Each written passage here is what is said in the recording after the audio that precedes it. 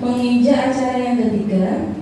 Untuk acara yang ketiga ialah acara inti penyampaian materi oleh Tim Psikologi Anak kepada Bapak Ustadz Dr. Eri Prasetya SH-FPSI beserta tim yang bertugas, kami persilakan.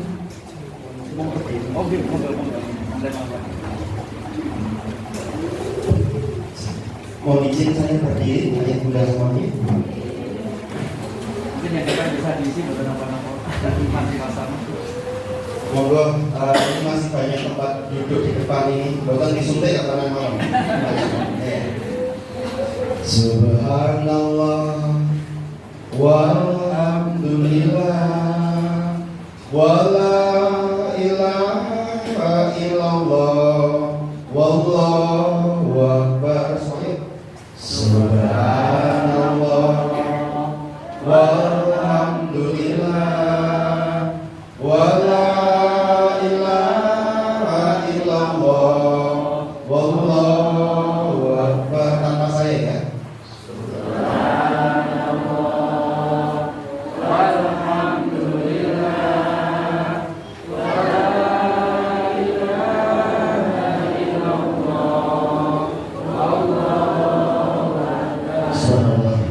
Bismillahirrahmanirrahim. Assalamualaikum warahmatullahi wabarakatuh.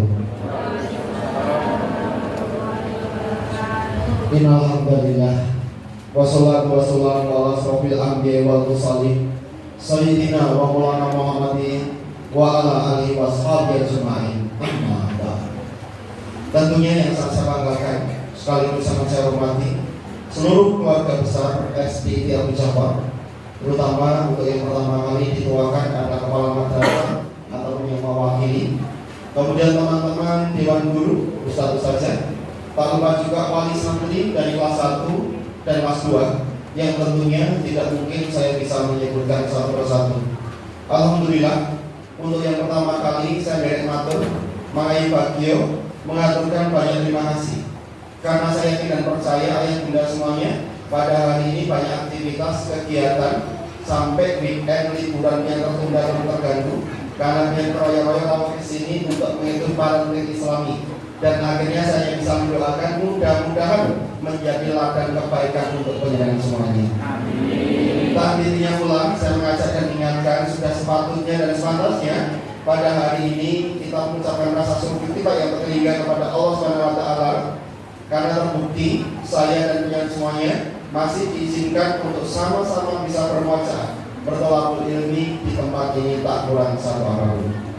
Salawat dan salam kita aturkan kepada junjungan kita Nabi Agung Nabi Muhammad SAW, dengan harapan kita semuanya kelak akan mendapatkan syafaatnya di yaumil kiamah nanti. Allahumma amin. Kok aminnya kayaknya gak semangat ya? Kalau semangat insya Allah maksudnya lancar mulai hari ini. Tanpa dia apa-apa langsung amin semuanya. Apa kabar yang muda semuanya, sehat? Soalnya nih ya, saya lihat dari kursi ini tadi kok ada yang sepaneng, meremut, bergurau gitu ya. Iya.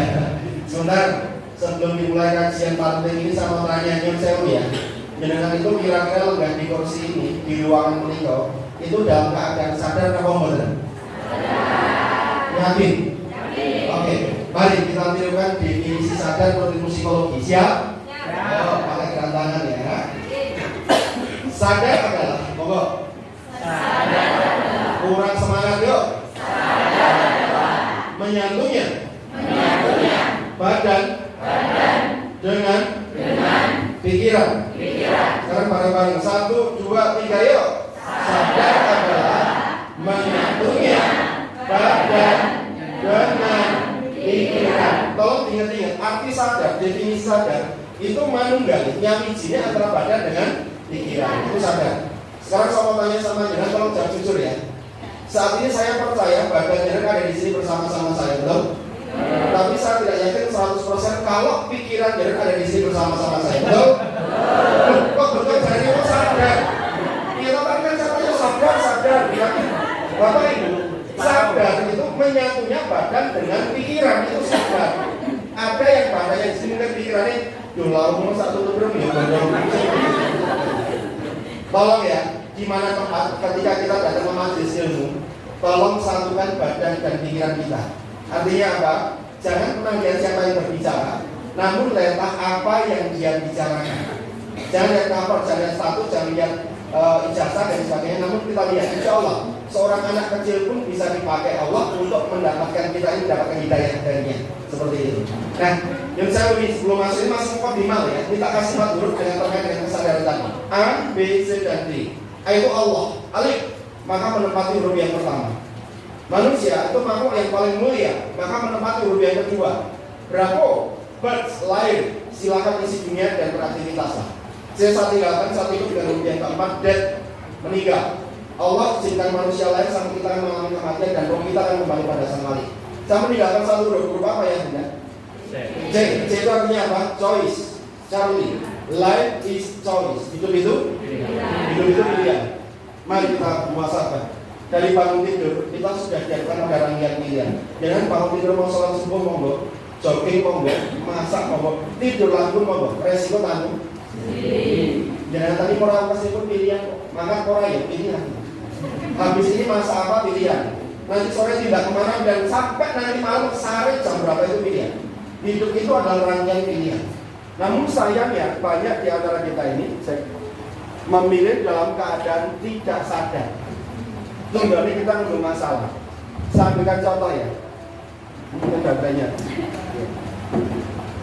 Saya berikan contoh ya. Misalnya kita lagi duduk di teras bersama keluarga tercinta. Tiba-tiba tetangga samping rumah kita ini beli kendaraan baru dari dealer. Ada yang panas hatinya. Insya Allah di sini ada. Gak ada bedanya maksudnya. Ya. Ikut-ikutan pakai DP yang murah, senang hatinya karena kendaraannya turun. Namun karena gak dihitung panjang antara pendapatan dan pengeluaran, akhirnya banyak masalah. Ya. Jadi sebenarnya masalah itu datang atas izin kita dan Allah yang merahmati apa yang diputuskan. Maka biasakan di mana badan berada, di situ pikiran berada, jangan akan menjadi bagian titis nanti. Biasakan seperti ini. Jadi saran yang saya ajukan sama dengan yang di mana badan kita berada, di situ juga pikiran kita berada. Saya mengerti saya. Sekarang tes kesadaran dulu. Kalau saya pegang jidat, nanti yang dipegang adalah hidung. Kalau saya pegang hidung, yang dipegang adalah siku kanan. Siap? Ya. Lupa ya, langsung rata ya. Tes kesadaran. Ini terapi juga. Siap ya, perhatikan saya ya. 1, 2, 3, yuk. Loh kok jidatnya yang dipegang? Kalau saya pegang jidat yang dipegang hidung. Kalau saya pegang hidung yang dipegang siku kanan. Anak ekor sadar kok boleh rasa. Ya. Siap ya, 1, 2, 3. Bertangga 1, 2, 3. Oke, tepuk tangan teman-teman semuanya. Ini bukan lima untuk uji kesadaran supaya membiasakan ketika ada masjid taklim, baik itu di masjid-masjid atau apa, begitu duduk satukan badan dan pikiran seperti itu. Ayo udah semuanya, alhamdulillah hari Selasa yang lalu saya mendapatkan undangan untuk mengisi MKKS Musyawarah Kerja Kepala Sekolah di Hotel Brother Solo Baru, di mana dirawat kepala sekolah dan kepala sekolah serta Kabupaten Karanganyar. Ya, dan di situ saya sampaikan tentang studi kasus anak-anak di masa pandemi, di mana banyak guru dan kepala sekolah tidak mengetahui ternyata ada penyimpangan perilaku yang kita dapatkan pada anak-anak kita di masa pandemi. Nah, materi saya yang saya akan sampaikan ini juga terkait dengan ini semuanya. Nanti ketika ada sesi tanya jawab, manfaatkan Bapak Ibu. Tanyalah seputar kesulitan yang mengasuh anak di rumah itu seperti apa. Mumpung di sini gratis. Jadi kalau ke rumah sakit ketemu sama saya bayar 250.000 kalau mau konsul. Ya, jadi nanti kalau mau konsul saya karena nggak dikasih sama BPJS Bu, orang konsul nggak dikasih BPJS. Oke, baik. Ayah sudah semuanya. Kemarin pernah saya sampaikan di ruangan ini pula saat saya ditugaskan dari Komisi Perlindungan Anak Indonesia untuk mendampingi beberapa sekolah sebagai percontohan seperti ini. Kasus siswa yang hamil selama masa pandemi COVID ini ternyata kalau saya kemarin saya ingat menyampaikan 74 siswa. Nah ternyata jumlah akhir kemarin saat kita tutup data itu mencapai 87 siswa yang ambil selama masa pandemi COVID. Rinciannya ada siswa SD-nya dan tertingginya siswa SMP dan SMA. Tertinggi ada di SMP. Nah kami prihatin. Kalau dulu zaman saya, zaman teman-teman guru ini, tingkat kenalan anak itu ada di SMA. Tapi sekarang sudah mulai bergeser di SMP. Ditunjukkan apa? Kasus kehamilan yang cukup tinggi di sini. Kami khawatir Pak, mungkin 5, 10, 15 tahun ke depan itu bisa jadi bergeser ke SD.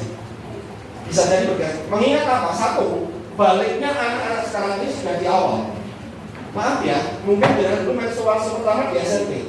Sekarang anak-anak kelas 4, 5, 6 karena hormonal sudah menstruasi.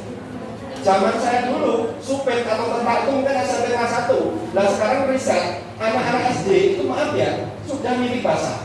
Secara Islam itu sudah masuk ke balik. Sudah saatnya anak-anak ini masuk di masa remaja. Berarti trennya semakin turun seperti itu. Nah, jadi fungsinya parenting ini kita untuk mencegah dan menangkal bagaimana mengedukasi anak, terutama sinerginya antara rumah dan sekolah di masa atau di era digital ini yang tidak semuanya. Baik, ini yang perlu saya sampaikan. Kemarin pun sudah saya sampaikan supaya yang belum tahu kemarin mengetahui. Ini yang pertama, grooming. Ini yang terjadi masalah dari COVID. Saya terangkan apa grooming. Nanti kita lihat beritanya dulu yang ada di MNC-TV. Oh, Metro TV kemarin. Grooming.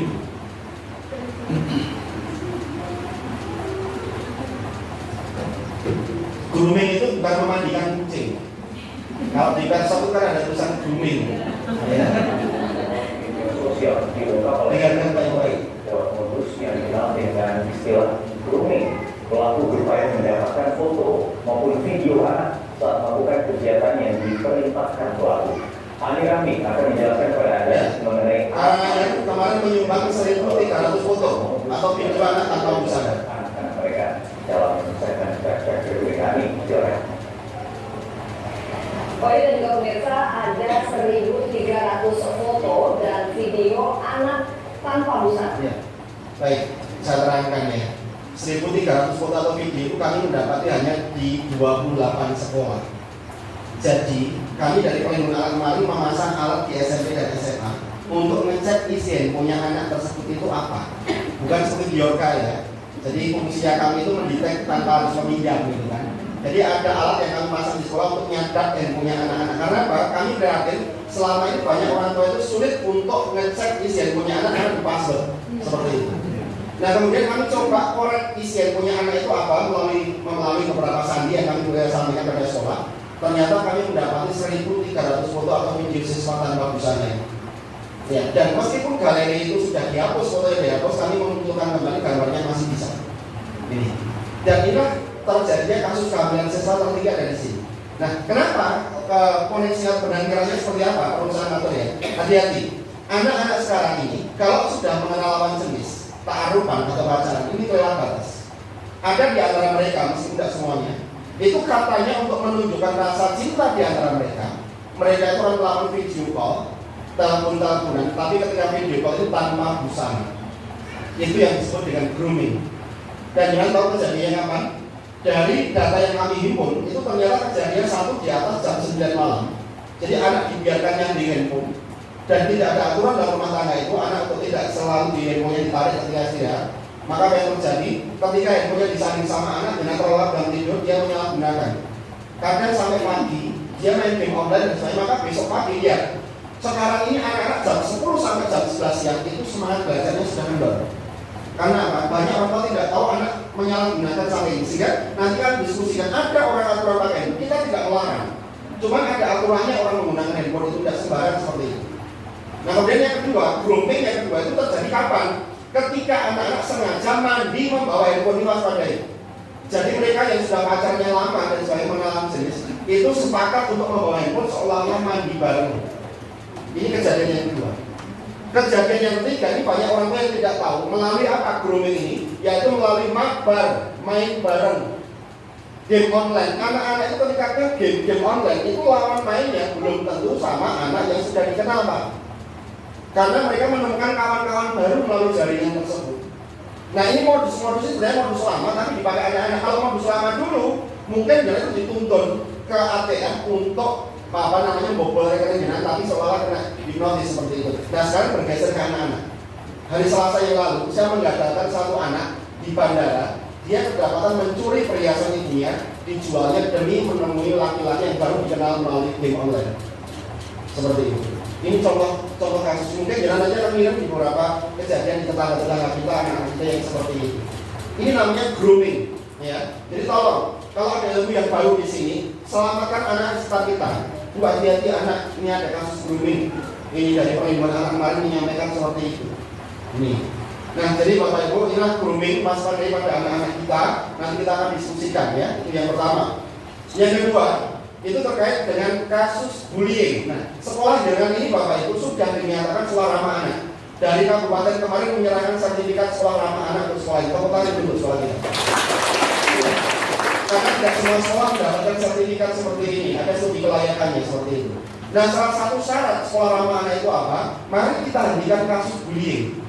Ya, saya ambil contohnya video terjadi di kecamatan Colomadu di sebuah SD. Anak kelas 4 SD ini sampai detik saya nonton ini nggak mau masuk sekolah karena dibully habis-habisan sama temannya. Ya mas, sebentarkan yang Colomadu mas. Ini terjadi masa pandemi. Ya anak ini dibully, dipukuli, diludahi, dia masih pakai masker. Saya potong ya, nggak layak untuk saya saksikan karena kaki akan naik di kepala juga. Dan anak ini sampai detik ini nggak mau masuk sekolah. Ya. Bullying. Kalau riset yang saya lakukan sama teman-teman kemarin itu rata-rata gitu. Setiap kelas itu ada tokoh-tokohnya sing gawe odo-odo yo rasa dibolo wae yo rasa dipojok kayak yang seperti ini. Nah, sekarang pertanyaan kita, penyebabnya kasus bullying itu apa? Biar kalian perso ya. Nah, menurut pendapat kami para psikolog anak mengatakan ternyata tingginya kasus bullying itu didapatkan dari pemahaman orang tua yang masih salah dalam mengasuh anak. Ada 7 pola asuh yang salah, yang saat ini banyak orang tua belum memahami. Tapi yang utamanya yang mau saya sampaikan yaitu kebiasaan membanding-bandingkan anak. Maka sampai muncul lagu wong ini kok dibanding-banding. Wah apa semuanya kalau lagu seperti apa? Ya, yang mari kita lihat apa dampaknya ketika kita suka membanding-bandingkan anaknya. Tak kasih contoh diri saya sendiri mama bukan orang lain. Karena saya pernah merasakan sakitnya dibandingkan ketika kecil itu kayak apa. Saat itu saya umur 2 bulan, bapak saya meninggal, yatim saya. Kemudian ibu saya itu nikah lagi sama bapak tiri saya. Dan bapak tiri saya itu ketika menikah sama ibu statusnya seorang Buddha. Beliau membawa anak yang tidak sedikit yaitu 5. Ya, kata orang dulu banyak anak banyak rezeki. Seperti itu. Kemudian sampai dengan kelas 4 SD saya itu benar-benar tidak tahu bahwa itu adalah bapak tiri saya. Perfect sekali, sempurna. Kenapa bapak saya itu gemati, sayang, tidak pernah kasar, membentak, memukul, mencuri, tidak pernah sama sekali. Tapi ada sebuah kejadian yang luar biasa, yang akhirnya saya tahu kalau itu adalah bapak tiri saya dari lisannya bapak sendiri. Seperti apa itu? Sore hari kurang lebih jam 4:30, saya kedatangan teman-teman untuk bermain peta umpet, kalau bahasa kami namanya jelungan. Dia pernah bermain ya jelungannya. Ya, saya yang jaga-jaga, saya menjaga mata, terus teman-teman delik. Saya hitung 1, 2, 3, teman-teman 4 gitu. Nah, ketika teman-teman selain itu dari aku ngumpet itu ternyata nginjak-injak tanaman yang pagi tadi bapak tanam. Bapak saya itu masih seorang laki-laki, hobinya nanam pakai tanaman biasa. Nah, begitu beliau kerso tanamannya rusak, tidak mungkin kalau bapak saya itu menegur anaknya orang. Saya yang menegurnya. Padahal jelas-jelas saya yang jaga, bukan yang lari untuk ngumpet. Bapak saya itu mendikau apa? Ribut pak deloknya. Tanduran kamu ini bapak nanduri semua. Kok rusak kabeh lho. Kowe iki piye to? Mbok koyo anakku kan. Anakku kan delok serah penerangan dan di penerga kan jarke kaya bapak sambil lalu. Dan saat bapak ngendika itu tuh enggak marah, wajahnya itu biasa. Yang saya mungkin tadi sama terus samanya dengan bapak saya itu baik, perfect, sempurna, enggak pernah nyubil, enggak pernah mukul, enggak pernah apa dan sebagainya. Bukan saya menjatuhkan harkat martabat bapak diri saya tidak, karena tidak semua bapak diri saya tidak bisa. Nah, nyun sewu. Kemudian saya itu sore itu tanya sama almarhum si Mbak, tadi kok bapak ngendiko aku ora koyo anak bapak, memang aku anak sapa, Mbak? Si Mbak itu marah. Karena apa? Merasa perjanjiannya dengan bapak diri saya dikhianati. Dulu ada perjanjian seperti ini, kowe kok sampai anakku yang nguliti putuku. Nenek kowe yang putuku, aku sing ora pakai. Kurang lebih perjanjian seperti itu. Mendengar pertanyaan ini, si Mbak saya itu nangis. Nyerang saya. Jane kenapa to, Mbak? Kok malah simpan nangis ini?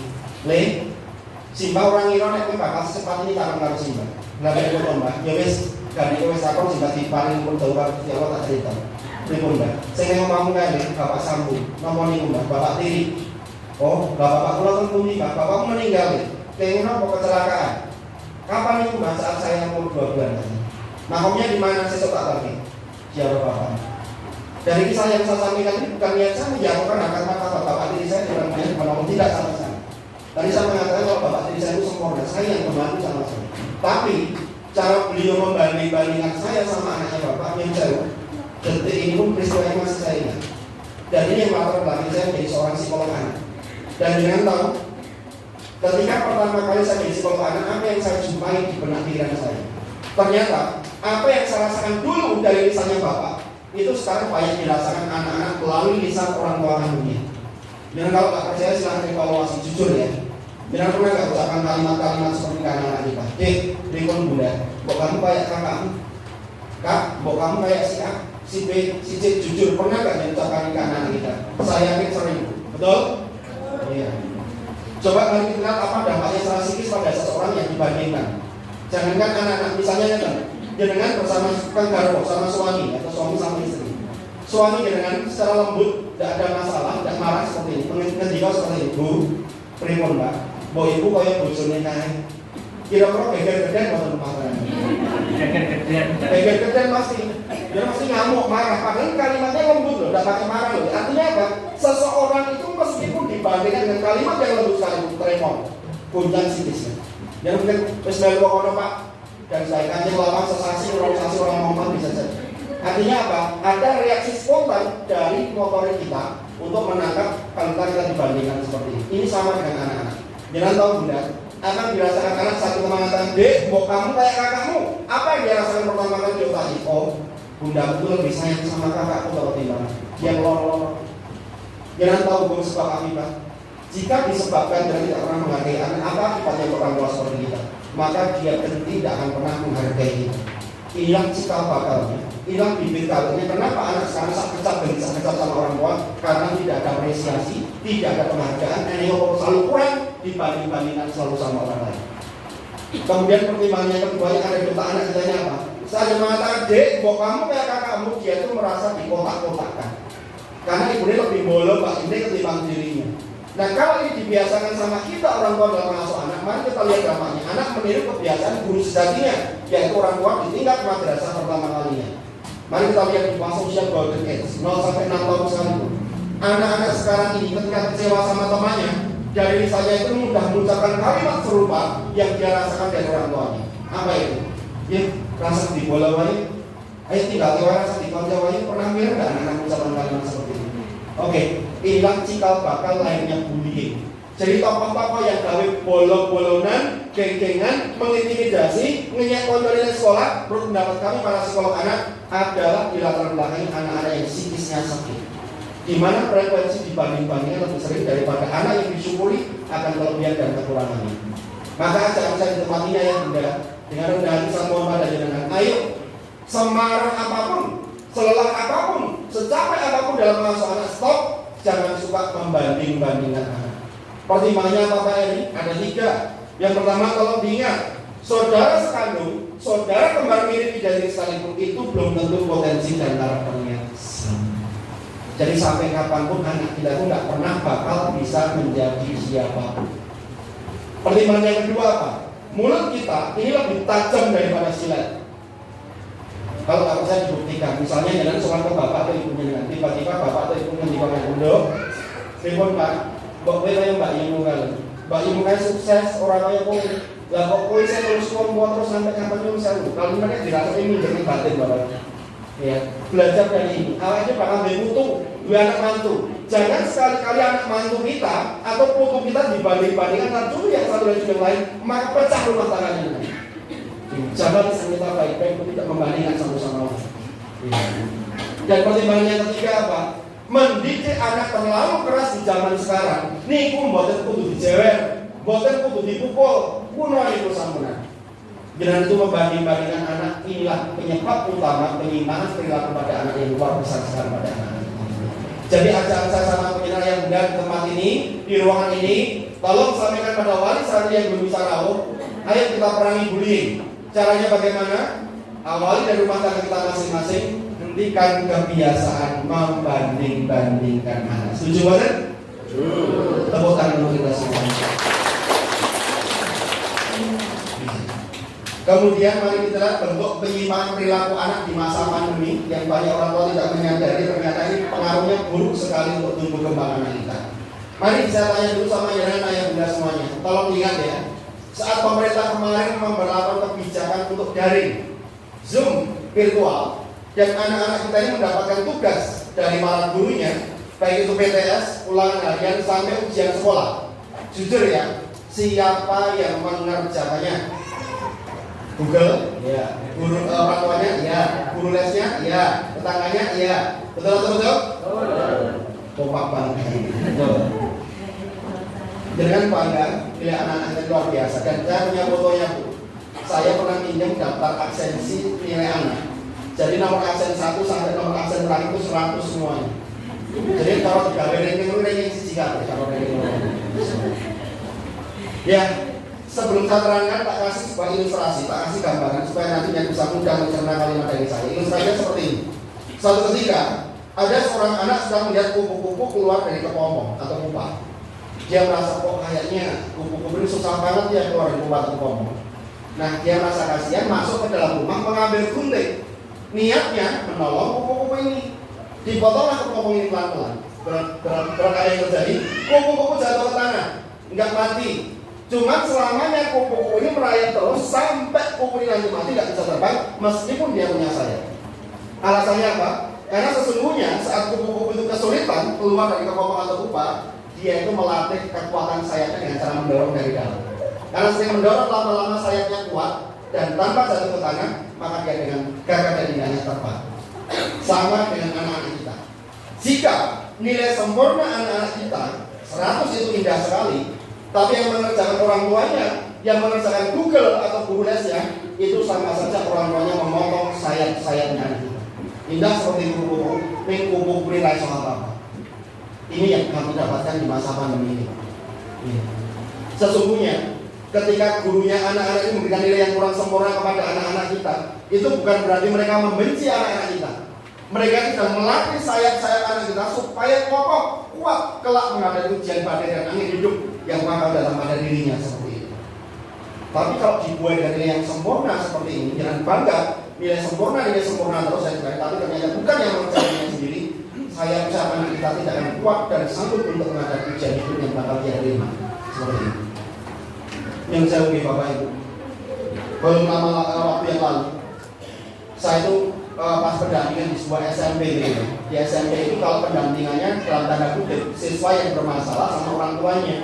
Nah, ada siswa itu yang bertanya, ada orang tua siswa yang bertanya ke saya, Pak Eri, kenapa sekolah ini kalau minta bayaran itu mendadak? Bukan anak saya yang menjawab. Silakan kepala sekolah untuk dijawab seperti itu. Nah, kemudian kepala sekolah memberi Bu, bisa kasih contohnya nggak? Bisa. Kemudian orang tua siswa ini ngasih jalan ke kepala sekolah. Kepala sekolah biasanya, aku kok lalu mau tanda tangan ya? Aku kok lalu mau ngasih stempel ya? Dipanggil kesiswaan, kurikulum, BK dan sebagainya. Siapa yang mengeluarkan edaran ini? Nggak ada yang tahu. Dipanggil anaknya. Nah, kemudian saya menanyakan saja, Mas, kamu dapat edaran ini dari mana? Saya buat sendiri, Pak. Yang tanda tangan? Ya saya. Dapat stempel sekolah? Saya pesan 25.000. Nanti kalau misalnya kamu dapat uang 800.000, ini soalnya dari kelas 7 sampai kelas 9 dia minta bener-bener dulu sekolah. Nah, nanti kalau kamu dapat uang 800.000 ini buat apa, Mas? Buat beli kenal pot. Iya, anaknya nggak bisa mengadu domba antara sekolah dengan rumah seperti itu. Maka pesan saya untuk jenengan ya, ini fenomena psikologi, hati-hati. Kalau suatu saat nanti anak itu berani bercerita, ngelek-elek guru di wali kelas ya, menurut saya sebagai psikolog anak berarti ada sesuatu yang salah pada anak ini dan dengan kudung menjelekan gurunya. Pegang kata. Maka tolong saya mencegah supaya tidak kemudian lama-lama nanti membenci gurunya dan sebagainya seperti itu. Ini fenomena psikologi yang kami dapatkan Bapak Ibu. Jangan mudah percaya kalau merawat psikologi anak seperti ini. Dan menurut saya ya, kemudian saya sampaikan kepada anak-anak tentang ketidakjujuran itu. Ilmu psikologi mengatakan apa? Sekali anak bohong sama orang tuanya dan tidak ketahuan, akan muncul kebohongan itu. Dan belum lama ini saya membaca sebuah ayat dalam Al-Quran yang membuat saya terinspirasi. Kurang lebih ayatnya mengatakan seperti ini. Ternyata tidak semua doa anak itu mustajab di depan kursi Allah, kecuali anak yang bagaimana? Waladun sholihun, anak yang soleh maupun soleh. Mari muhasabah semuanya. Koreksi diri. Jika anak saat ini anak kita masih dari wani karo wong tua, sak kecap ngelarani perasaan wong tuane. Loro galane gorong ngapusi wong tuane, telu apa meneh merokok minum kamar mabuk-mabukan. Pertanyaan saya, apakah itu masuk yang disebut kriteria anak waladun soleh? Tidak. Dan jika tidak, itu ada pada anak-anak kita.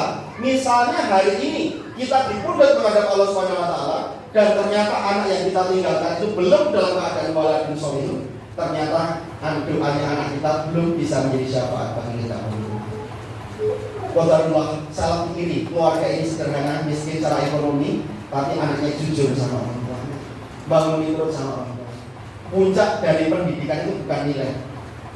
Puncak dari pendidikan itu bukan rapot salah. Puncak dari pendidikan itu apa? Ada budi pekerti, kejujuran, itulah keutamaan anak-anak kita belajar. Tapi saat dirusak oleh orang tuanya karena apa? Orang tuanya idealis, pengen menciptakan mimpinya kepada anak. Buktinya mana? Anak mulai sekolah tanpa nilai, sore les ya meneh, mbak dari les ya meneh. Tujuannya apa? Jangan bersaing antara wali murid yang satu dan wali murid yang lain. Mereka yang bisa menangkap keuntungan dari persaingan jenengan. Ini tidak menjawabku. Nyun sewu ya. Kalau anak itu diproses oleh alam yang dirasakan alam, saya ambil contoh bukan orang lain, saya sendiri mau. Saya dulu mimpi untuk kuliah itu nggak akan pernah bisa. Karena apa? Saya anak yatim dan anaknya bapak itu lebih diperhatikan ketimbang saya. Wong saya itu pernah begitu saya dengar kalau saya itu ternyata bapaknya sudah meninggal, saya itu tak lewatin derek simbah dan berat untuk derek simbah. Saya pernah suatu ketika mau pulang ambil buku, ibu saya nggak ada. Lah bapak sama anak-anaknya bapak itu makan bakso. Harapan seorang anak kecil kelas 5 SD saat itu dipundutnya bakso sama bapak saya. Ternyata tidak. Sampai tempat bakso yang pergi. Kalian tahu air mata saya itu menetes dari rumahnya bapak ke rumahnya Simba. Dan yang tahu hanya saya sama Allah SWT. Ternyata berat seperti ini nggak punya bapak itu. Dendam saya. Tapi dendamnya dendam yang apa? Saya berkomitmen lebih baik saya keras dengan diri saya sendiri supaya nanti dunia lunak sama saya. Akhirnya apa yang terjadi? Saya dapat PNBK saya musuh di Purwokerto. Tapi saya dari UMPTN, ternyata saya terima S1 saya UGM, S2 saya UGM, S3 saya Singapura, beasiswa semua. Saya tidak pernah makan yang namanya les. Di les itu kalau demi Allah saya tidak pernah yang namanya les. Tapi saya mencoba mengeraskan diri. Jadi tujuan orang tua itu memproses anak, bukan mengkarbit anak saya katakan. Kalau anak-anak itu dituntut nilai sempurna, rusak ini masa depannya. Banyak pejabat-pejabat negara yang statusnya luar biasa, tapi ternyata rusak moralnya karena semua diukur dengan uang. Masalah lagi, flashback lagi. Kalau saya selalu punya kepatahan, mendingan saya keras dengan diri saya sendiri supaya nanti dunia lunak sama saya. Tapi kalau saya lunak dengan diri saya sendiri, tadi itu kok kan dolan handphone, kok kan dolan, kalau orang tua mandi, sholat orang gelap, pegang kata-kata saya. Dunia yang akan keras sama dia. Karena dunia ke depan hanya digenggam sama orang-orang yang mau berkorban, menjual waktunya, selama yang lain terlambat tidurnya, terlambat dibuat urusan dunianya seperti ini. Alhamdulillah puncaknya apa? Sekarang saya punya pondok pesantren, santri saya 420 juta. Inilah kedamaian saya, kebahagiaan saya tak teringat. Meskipun teman-teman dokter yang lain tidak pernah berpikir seperti saya sudah mulai berpikir ke arah sana. Karena saya merasa orang penak tadi, orang penak tidak mendapatkan kasih sayang dari orang tuanya. Dan itu memang baik rasanya, tapi kasihannya luar biasa. Ini harus kita pahami. Jadi Allah itu kalau mencintai kita, itu bukan dalam sebuah nyaman perak yang isinya kunci rumah, kunci mobil biasa tidak. Dalilnya di mana Ustaz? Dalilnya di surah Al-Baqarah ayat 155 sampai 157. Ayat 155 Allah berfirman apa? Akan datang satu waktu, aku akan menguji imanmu. Kamu akan melihat rata benda, orang-orang yang kamu sayang termasuk ada penyakit untukmu. Namun berikanlah kabar sukacita bagi orang-orang yang sabar. Ini senangnya Allah. Dan ayat 156 Allah berkata, ketika aku menguji mengucapkanlah dari lisanmu inna lillahi wa inna ilaihi raji'un. Semua berasal dari aku dan akan kembali pada aku. Dan ayat 157 Allah tutup dengan apa? Beruntunglah kamu yang tak uji, kamu akan mendapatkan rahmat atau petunjuk dariku. Jadi Allah itu al-ghayur, apa itu? Zat yang pencemburu.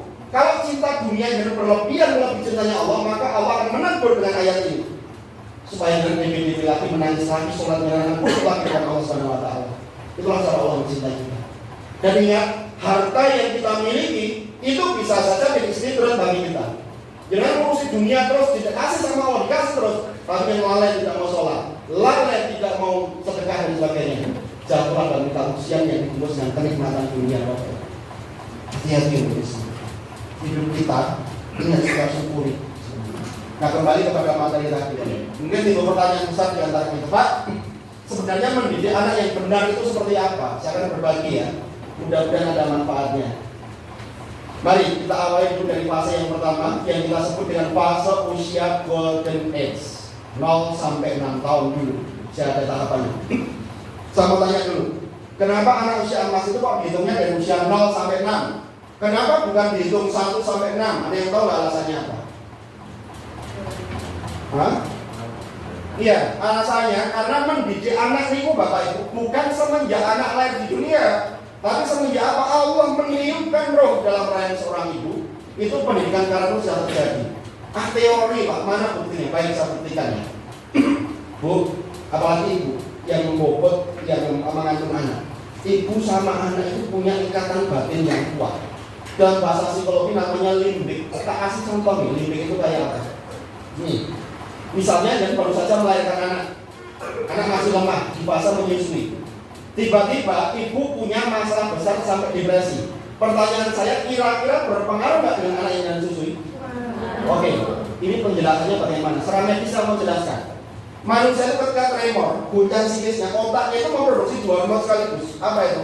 Kortisol sama adrenalin. Sehingga kortisol sama adrenalin menguasai tubuh ini mengganggu produksi susu ibu, sehingga susu ibu tidak enak dirasakan sama anak. Itulah secara medis penjelasannya. Itu padahal sudah di luar kandungan.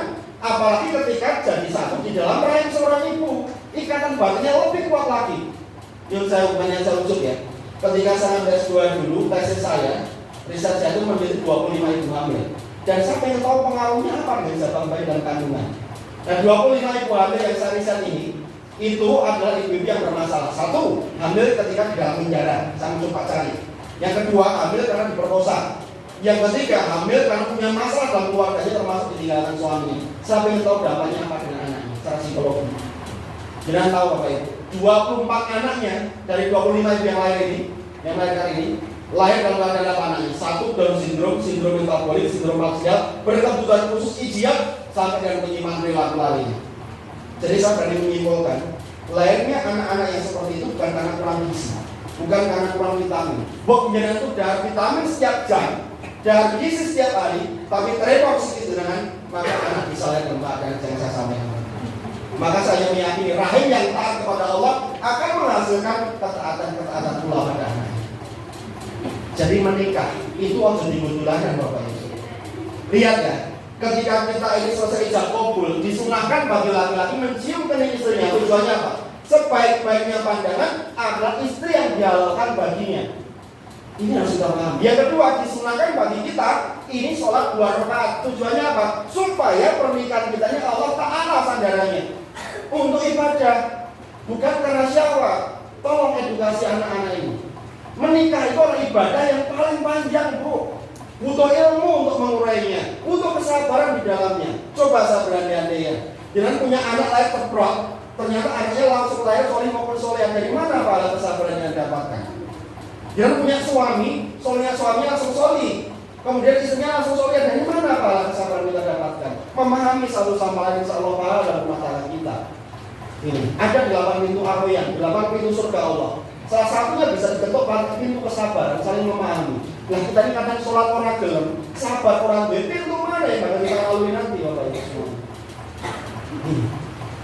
Jadi mendidik anak di fase usia golden ini sangat penting sekali. Dan yang kedua, saya berani bersaksi ya, apa yang kita suapkan kepada anak kita, itu kalau hartanya subhat, kalau hartanya haram, itu juga bisa menyebabkan penyimpangan perilaku anak. Saya ambil contoh, ada beberapa tahun yang lalu, ustadz ini ketemu sama saya, dan tolong dipilih kami para ustadz yang keluar atau santri ini yang keluar. Alasannya apa? Santri ini sudah pilih pula berkali-kali sampai kami hukum dengan dipotong gundul dan sebagainya. Jadi kalau antum lihat ada siswa santri itu yang sampai dipotong gundul, berarti keterlaluan dia bikin masalah seperti itu.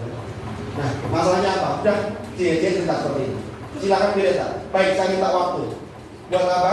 Saya akan datang ke rumahnya orang tua ini untuk mengembalikan anak. Siapa?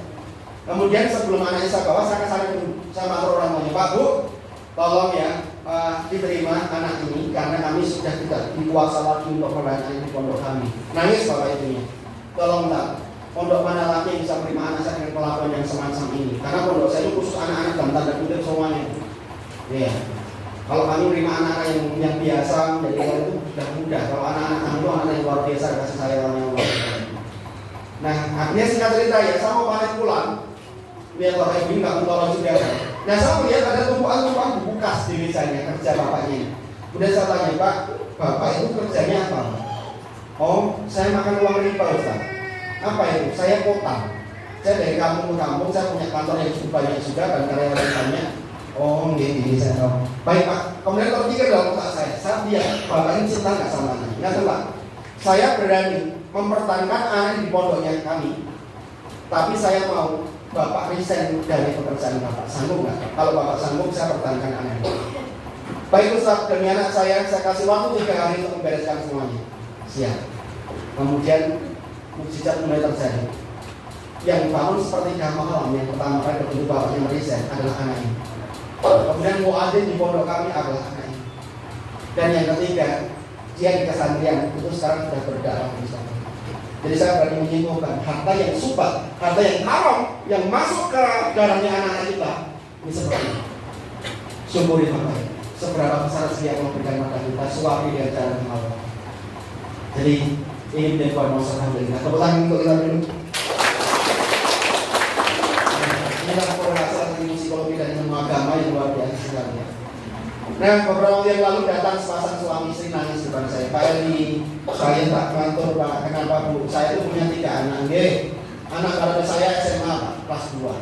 Karakternya keras, nek nyuwun kudu. Berikut contohnya nih Bu. Dia itu nyuwun kendaraan, tapi saya nggak sanggup untuk merealisasi. Karena apa? Motor yang dia pakai itu masih kredit. Jadi kalau saya harus kredit lagi, kami nggak sanggup karena dia masih punya 2 adik. Yaitu SMP kelas 2 sama SD kelas 5. Nah dia malam-malam itu pulang dalam keadaan mampu, dipengaruhi alkohol. Kurang lebih jam 11 malam dia ke rumah dan begitu bapaknya membuka itu dikalungi celurit. Dan akhirnya mengatakan apa sama bapaknya, Pak, nek bapak sampai orang gelem buka motor sehingga tak jalur tak pateni. Kemudian adik-adiknya keluar ya SMP yang kelas 2 ini sampai yang SD kelas 5 keluar membelum bapaknya dan mengatakan apa Mas, nek gue mateni bapak alur ngangkat kalau adik pada Mas. Gue datang ngerti dari foto ngerti ini mengkonek aku orang duit Mas. Terus kayaknya Mas, aku apa gue sing mati Mas. Adik-adik itu lebih dewasa, peduli gitu ya. Kemudian kakaknya malu, ya wis aku harus masuk rumah ini. Singkat cerita seperti itu. Kemudian ini nangis ribut ya Pak Eri. Kok seperti anak baru saya padahal adik-adiknya lebih dewasa. Kemudian saya tanya, Bu, tolong jujur sama saya ya. Tolong ceritakan, dan itu bulu pernah anak seperti apa? Saya pengen ngerti. Dia cerita secara singkat, Pak. Jujur ya, saat saya hamil anak pertama itu, suami saya ini tidak paham jadi imam. Lu kok sakit? Yang tanya sendiri Pak. Saya itu mau sakit, saat saya orang dikoyok Pak, orang diblonjo. Tak tanya, betul toh Pak? Betul Pak Eri, saya punya alasan. Alasannya apa Pak? Kami itu datang dari Madura ke sini bisa dalam keadaan hamil dan kami tidak punya pekerjaan apapun Pak. Kalau saya itu selalu gaji itu kadang digaji kadang enggak. Maka kalau saya ada gaji itu tak separuh untuk kami makan, separuh tak tabung untuk persiapan layanan istri. Itu loh Bapak punya alasan. Tapi kebanggaan suami saya itu cuma nyuwun duit untuk acara nyumbang keluarga kami Pak. Di kontrak tempat kami tinggal ada orang yang punya hajat, kemudian kami sore diakhiri sama teman-teman ibu-ibu di sini. Ayo Bu mangkat ya, disuruh duit Mas di duit apa nyumbang dikasih. Tapi cara ngasih dilemparkan, ya, peloro-loro ibu. Padahal di depan teman-temannya. Antara nangis dan marah, yang keluar malah sabar. Dipunguti duit dan kembalikan matur nuwun ya Mas. Hari ini kamu berhasil mempermalukan aku. Dan aku janji, mulai hari ini pula aku gak akan merepotkan kamu. Meskipun aku bobot, aku bisa cari duit. Akhirnya dia jualan ayam potong mulai besok, pinjam dagangan temannya dari jam 4 subuh itu pagi sampai jam 10 fajar. Sampailah anak yang pertama. Kemudian saya tanya lah, kalau yang bobot anak kedua ketiga berikut, alhamdulillah Pak. Suami saya ini mulai dapat pekerjaan dan dia ada hidayah. Dari mana? Dia itu dijauhi bangun plafon di pondok pesantren. Karena sering ketemu sama Ustaz, diajak sholat mau jamaah. Kalau ada majelis ilmu duduk di depan sendiri dan rajin saum sunnah Senin Kamis itu rajin sekali. Stop saya udah tahu rajin kemana. Lu kenapa Pak ini? Tolong jadi masa panggilannya. Dari kasus yang saya sampaikan tadi, kenapa karakter anak pertama kedua ketiga berbeda?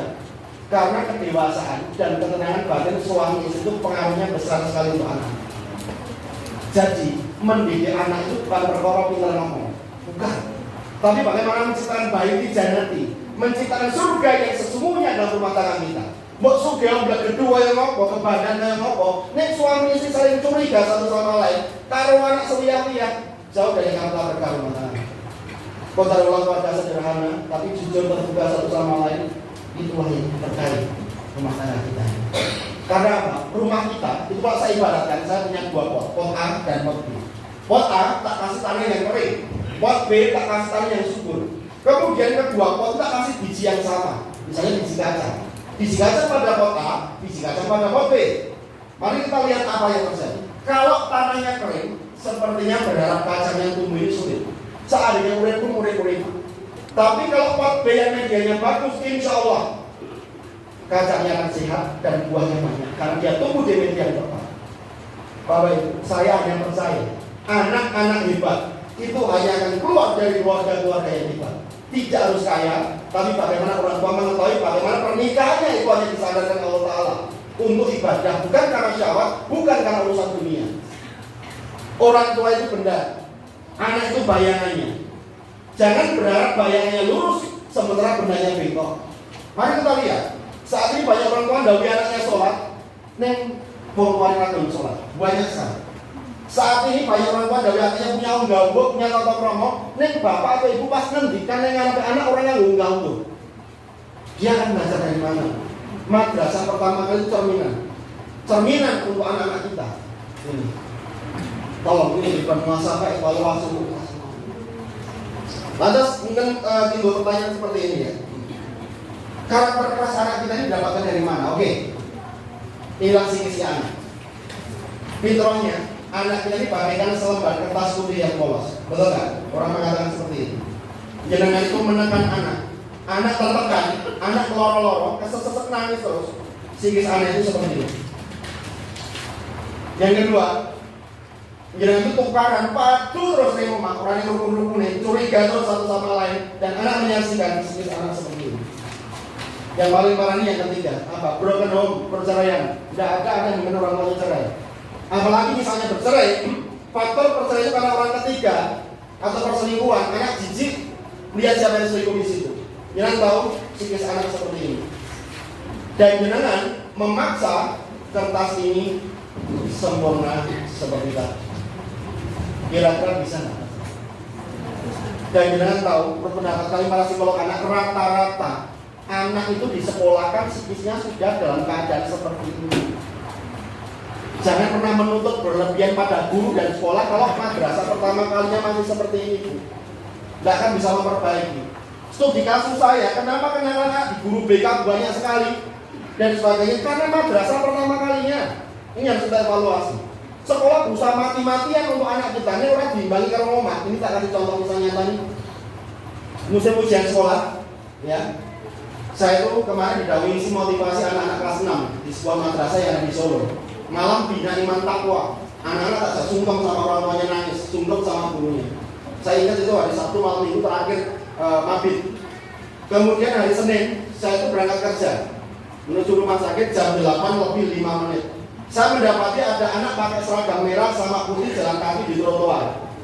Saya sendiri turunkan kaca mobil saya, tak sapa, Mas, ayo masuk, telat kamu Mas. Matur nuwun Om, aku nggak masuk. Kamu kelas berapa Mas? Kelas 6 Om. Kelas 6? Ini kan ujian sekolah. Iya, tapi nggak masuk. Malah saya turun dari mobil berburu sangka. Mas, kue sekolahnya swasta loh Mas ini ya. Betul swasta ini. Ini mahal sekolahmu ini. Kenapa kamu bolos dan sebagainya seperti itu? Dia mulai nangis. Tadi malam bapak sama ibu bertengkar Om. Jam 11 malam, ibu disuruh pergi sama bapak dari rumah. Ibu nggak sempat pakai hijab karena didorong sama bapak. Ibu nggak sempat bawa uang seperak pun. Ibu nggak sempat pakai sendal. Dan aku nggak bisa nolong ibu karena aku dikunci di kamar. Baru jam 6 pagi tadi aku dikeluarkan sama bapak. Dan aku langsung cari ke tetangga-tetangga, ada yang tahu ibuku kemana. Rumah Simbah juga nggak ada, kasihan ibuku. Pasti ibuku belum makan. Ibuku pasti belum mandi, di mana ibuku? Demi Allah, demi Rasulullah, bapak itu saya nangis. Itu bukan darah daging saya. 10 anak tak tembak kira terjadi pada anak saya begitu. Tak rela lama, akhirnya mau. Ya wes, sekarang om bantu nyari ibumu sampai ketemu. Om janji mau bantu aku. Iya, kita akan cari ibumu sampai ketemu ya nak ya. Iya om, tapi om minta syarat. Syaratnya apa? Yuk, sekarang masuk sekolah dulu, tak antar, tak tunggu nilai. Nanti om pergi, enggak, kalau nggak percaya kunci mobil bawaan dan sebagainya. Akhirnya tak antar ke sekolah, meskipun udah terlambat 40 menit. Pengawasnya mengizinkan masuk. Dan jangan tahu, anak duduk di meja paling depan. Kemudian saya bisa melihat dari ruangan guru karena letter L seperti itu. Sampai pengawasnya itu megang pundak anak ini. Ayo dikerjakan. Kenapa kamu nangis? Kamu sakit dan sebagainya. Pengawas tidak tahu alasannya apa dan saya yang paling tahu terhadap anak. Karena pikirannya bukan pada pelajaran, tapi pikirannya pada ibunya yang ada di mana. Singkat cerita, SKHU keluar, diumumkan. Saya telepon kepala sekolah, di mana sekolah itu pernah saya isi malam binai mantap kami, Pak. Pripun atas nama anak ini hasil SKHU-nya hancur, Pak. Semua bidang studinya hancur. Padahal dia itu anak paling berprestasi sekolahnya.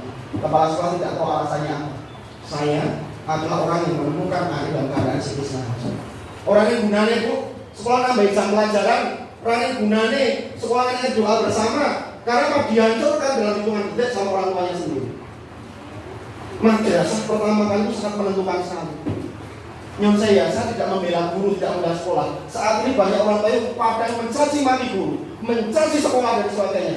Karena jangan berharap yang meluput, tapi ternyata rumah tangganya seperti ini. Tolong, mau sabar, tolong evaluasi. Karena sebaik-baiknya orang tua itu adalah bagaimana mengantarkan anak menjadi anak yang soleh dan soleh. Jadi ketahuilah, jika saat ini ada ketidaksempurnaan pada anak-anak, sesungguhnya Allah menyimpan permata yang indah untuk anak. Nah sekarang mungkin juga pertanyaan seperti ini, Pak. Lah kalau anak saya terlanjur borong, Pak, kecanduan handphone, Pak. Kalau anak saya sudah terlanjur wangi kali pulau, beri solusinya. Baik, rujukan yang saya pakai di kitab Syifaul Lilil Masail Qadha wa Qadar, Imam Ibnu Qayyim radhiyallahu anhu. Ini mengatakan akan muncul tanda-tanda besar dalam rumah tangga kita. Islam itu agama yang paling detail tentang adab, paling detail tentang tanda-tanda. Yang tidak mungkin semua agama itu seperti agama Islam ini. Adab itu jelas. Menurut saya ya Islam itu dari makan di mulut sampai dibuang itu ada adabnya. Kemudian tanda-tanda dinampakkan oleh Islam luar biasa. Ini ya. Saya ambil contoh ini tanda-tanda nih. Jangan misalnya keluar dari rumah, alam saja ya. Saya ambil contoh alam. Dia tangan pendung, bau udan, bau siap-siap ngasih apa kira-kira. Karena tanda-tanda dinampakkan sama Allah Subhanahu wa taala. Ini pakai orang yang peka. Ya, kemudian tubuh kita misalnya tenggorokan jenengan kering, tanda apa itu? Dan saya melihat tanda-tandanya dinampakkan. Silakan, bagus. Ya, ini. Semua itu pakai tanda-tanda. Bahkan orang pacaran pun detail loh agama Islam ini menjelaskan tanda-tandanya. Tandanya seperti apa? Baca di atas riwayat Bukhari, Muslim. Ya, ternyata ada tandanya ketika ta'arufan. Doanya seperti apa? Ya Rabbana, ya Tuhanku. Kalau itu memang jodohku, tolong dekatkan. Kalau bukan jodohku, tolong berikanlah aku tanda-tanda. Bayar cash sama Gusti Allah. Saat kita ta'arufan, saat kita pacaran, ternyata umpamanya yang laki-laki selingkuh. Kemudian yang laki-laki ini ternyata suka cengkeh, menampar dan sebagainya. Minta maaf, besok diulang lagi dan sebagainya. Ini kalau dilanjutkan ke pernikahan sebenarnya tanda-tandanya sudah dinampakkan. Karena ilmu psikologi yang mempercayai apa? Laki-laki baik pasti dapat perempuan baik. Perempuan baik pasti dapat laki-laki baik. Banyak orang yang konseling saya sama saya, Pak, suami saya selingkuh. Apa jawaban saya? Sederhana, lepaskan dan tinggalkan. Loh, lantas bagaimana dengan anak-anak saya? Sebentar, saya mau tanya dulu. Kalau laki-laki selingkuh sudah diikat dalam sebuah pernikahan dan dengan diselingkuhi, itu adalah laki-laki baik atau tidak baik? Tidak baik, Pak. Baik. Yang perempuan itu pelakor yang merebut posisi jenengan dari suami itu tahu nggak kalau dari istrinya? Tahu, Pak. Berarti perempuan itu baik atau tidak baik? Tidak baik. Maka ikhlaskan. Orang tidak baik itu ketemu sama orang tidak baik, maka membina rumah tangga, orang berkah rumah tangga itu. Tepuk tangan untuk wanita-wanita baik. Kenapa sih harus menyakiti diri dan baik? Lantas bagaimana dengan anak-anak? Tenang aja kalau dengan anak-anak. Saya kasih contoh. Saya punya telur Raja Wali. Tak ngerangkai dengan ayam netes. Pertanyaan saya, ketika telur Raja Wali nanti netes, bentuknya seperti ayam atau Raja Wali? Lu telur Raja Wali seperti ayamnya. Aneh ini mesin penetesnya ini. Ulang lagi ya. Saya punya telur Raja Wali. Tak ngerti nih, goreng ayam netes, ketika netes bentuknya seperti apa? Oh, seperti ayam. Masya Allah, fokus. Lihatlah, ya, seperti ayam. Tapi Raja Wali kesini nanti sampai mati mengikuti kebiasaannya siapa? Jadi itu, kalau ibu kandungan suami yang keras kepala, tukang mendem, tukang ngombe, tukang selingkuh dan sebagainya, tapi ternyata di tangan ibu yang soleh dan penuh kesabaran, insya Allah anak akan soleh-soleh. Ini, jadi percayalah, di dekat orang hebat anak kita akan dilakukan. Seperti jangan pengaruh dalam puncaknya rumah tangganya, melepas tanggung jawab terhadap anak-anak dan tidak bertanggung jawab terhadap anak-anak. Kodar-kodar kalau sedang akan nyataan seperti ini. Ya, ada tanda-tanda dinampakkan. Nah, mari kita lihat tanda-tandanya apa untuk anak-anak kita. Misalnya, dengan memberikan handphone ke anak, ternyata handphonenya di password, dikunci, dan dengan tidak boleh lihat isinya handphone anak, itu tanda-tanda dinampakkan. Kalau anak baik akan seperti ini. Bunda, ini tak kunci demi keamanan, tapi kalau Bunda mau lihat, ini passwordnya. Pasti ada masalah. Itu tak upaya seperti ini. Suami jangan ngesai handphone kemana-mana. Ini kamar mandi dibawa, ngesai handphone ditunggu ini. Anak jelas orang itu, ini tandanya dinampakkan. Ya pasti akan muncul episode layangan putus jadi dua. Seperti itu. Tanda-tandanya akan dinampakkan seperti itu. Pasti ada tanda-tanda seperti itu. Apalagi perempuan itu ya. Perempuan itu maaf ya, diciptakan dari tulang rusuk yang paling bengkok. Diciptakan dari tulang rusuk yang paling, ini sebuah filosofi. Bengkoknya tulang rusuk ini, kalau imam memahami, insya Allah menjadi pahala. Contoh ya, saya ambil contoh istri saya saja, nggak usah jenengan. Kalau di sini punya soleha semua, ya. Kalau contohnya istri saya itu bengkoknya tulang rusuk perempuan seperti ini contohnya. Saya itu nggak tahu kenapa istri saya itu kalau marah sama anak, saya nggak tahu apa-apa karena dampaknya. Kalau di yang kata lain sudah merasakan berarti. Ya, itu contoh bengkoknya tulang rusuk perempuan ya. Contohnya bengkoknya tulang rusuk perempuan lagi apa? Perempuan itu paling sensitif urusan uang, urusan duit. Bumi nggak tak kayak duit segini kok nggak mutek, tangan bopok jelas sewa, sensitif sekali urusan uang, ya paling sensitif. Yang ketiga, bengkoknya tulang rusuk perempuan itu terkait dengan apa? Misalnya perempuan itu bikin salah, jarang loh dia mau minta maaf. Jadi karena pada saat yang sing jatuh pernah terus, mendingan saya harus nyari laporan terus salah. Saya mau lihat situ berada. Nah ini berikutnya langsung perempuan. Nah kalau imam bisa melengkapi, insya Allah pahala Pak. Jadi imam yang baik itu sebenarnya bukan imam yang pintar golek duit, bukan. Imam yang baik bukan imam yang pandai bicara, tapi imam yang mau mendengar. Ini ya, imam yang mendengar. Sesulit apapun, sesimpel apapun, contoh Pak. Jangan capek kerja, pulang. Assalamualaikum, Umi. Waalaikumsalam, Abi. Ibu masak apa hari ini? Itu apresiasi, penghargaan. Artinya apa? Dia dihargai lelahnya. Anak-anak kemana? Dan saya percaya kata-kata saya. Kalau imam sudah meletakkan seperti ini, maka lelahnya akan dilihat dan Allah ridho. Jadi jadinya Allah apa? Keran rezeki, pintu rezeki itu akan dibuka lebar-lebar oleh Allah karena apa? Wadahnya suami siap. Karena kalau dia punya rezeki pasti akan berkait semuanya. Anak turunnya termasuk berkait sama Tuharune, anak yatim dan sebagainya. Tapi kalau suami itu sok-sokan, boleh kerja, merasa sok boleh duit, dan gawe kopi, dan gawe dipercaya kata-kata saya. Allah itu tidak tidur, sebiji sawi itu dibaca sudah sama Allah. Laku itu loh, lagi tak paling rezeki sidik, wae kaya ngono, kowe ndak umuk kaya dan ndak kowe rezeki mau kaya ngopo, anak bojomu sapa tinggal, dan Allah paling tahu itu. Jadi salah satu alasan kenapa imam ini rezekinya itu belum sesuai dengan harapan kita untuk anggota, karena kita belum punya wadahnya. Wadahnya siapkan untuk mendengarkan makmum, dia merasa dihargai, dia merasa dipuji, maka insya Allah wadahnya siap. Kalau wadahnya siap, insya Allah Allah gelontor dari segala penjuru. Ini ya. Jadi tanda-tanda akan dinampakkan. Kalau ada tanda-tanda semacam ini, yang pertama, ajak Bu bicara empat mata dari hati ke hati. Kata Imam Ibnu Qayyim, jangan pakai emosi tapi pakai hati. Adab orang bicara. Saya banyak lihat di ibu sekarang kalau bicara sama anak itu kalau nyambung itu ngomong sendiri. Ngomong. Di sini, betul nggak kira-kira? Bu, orang bicara itu pakai adab ya. Saya ngatur sama aja seperti ini, tapi muka saya ke sana. Bu, jadi mendidik anak itu harus apa? Beri rasanya. Ini bodoh yang dirasakan anak. Saat posisi dengan gantikan anak. Saat itu nasihat anak kalau nyapu ngomong seperti apa yang menurut pikiran Paknya? Terus biasa lu Pak Ubayar. Masuk telinga kanan dan keluar telinga. Jadi yang jadi masalah itu bukan pada nasihatnya, Besok ya, nah, kalau nasihatnya orang tua anak tak acungi jempol mesti bagus-bagus semua. Mana ada kalau orang berikan nasihat jelek kan nggak ada. Cuma letak kesalnya di mana kata Imam Nubayyib?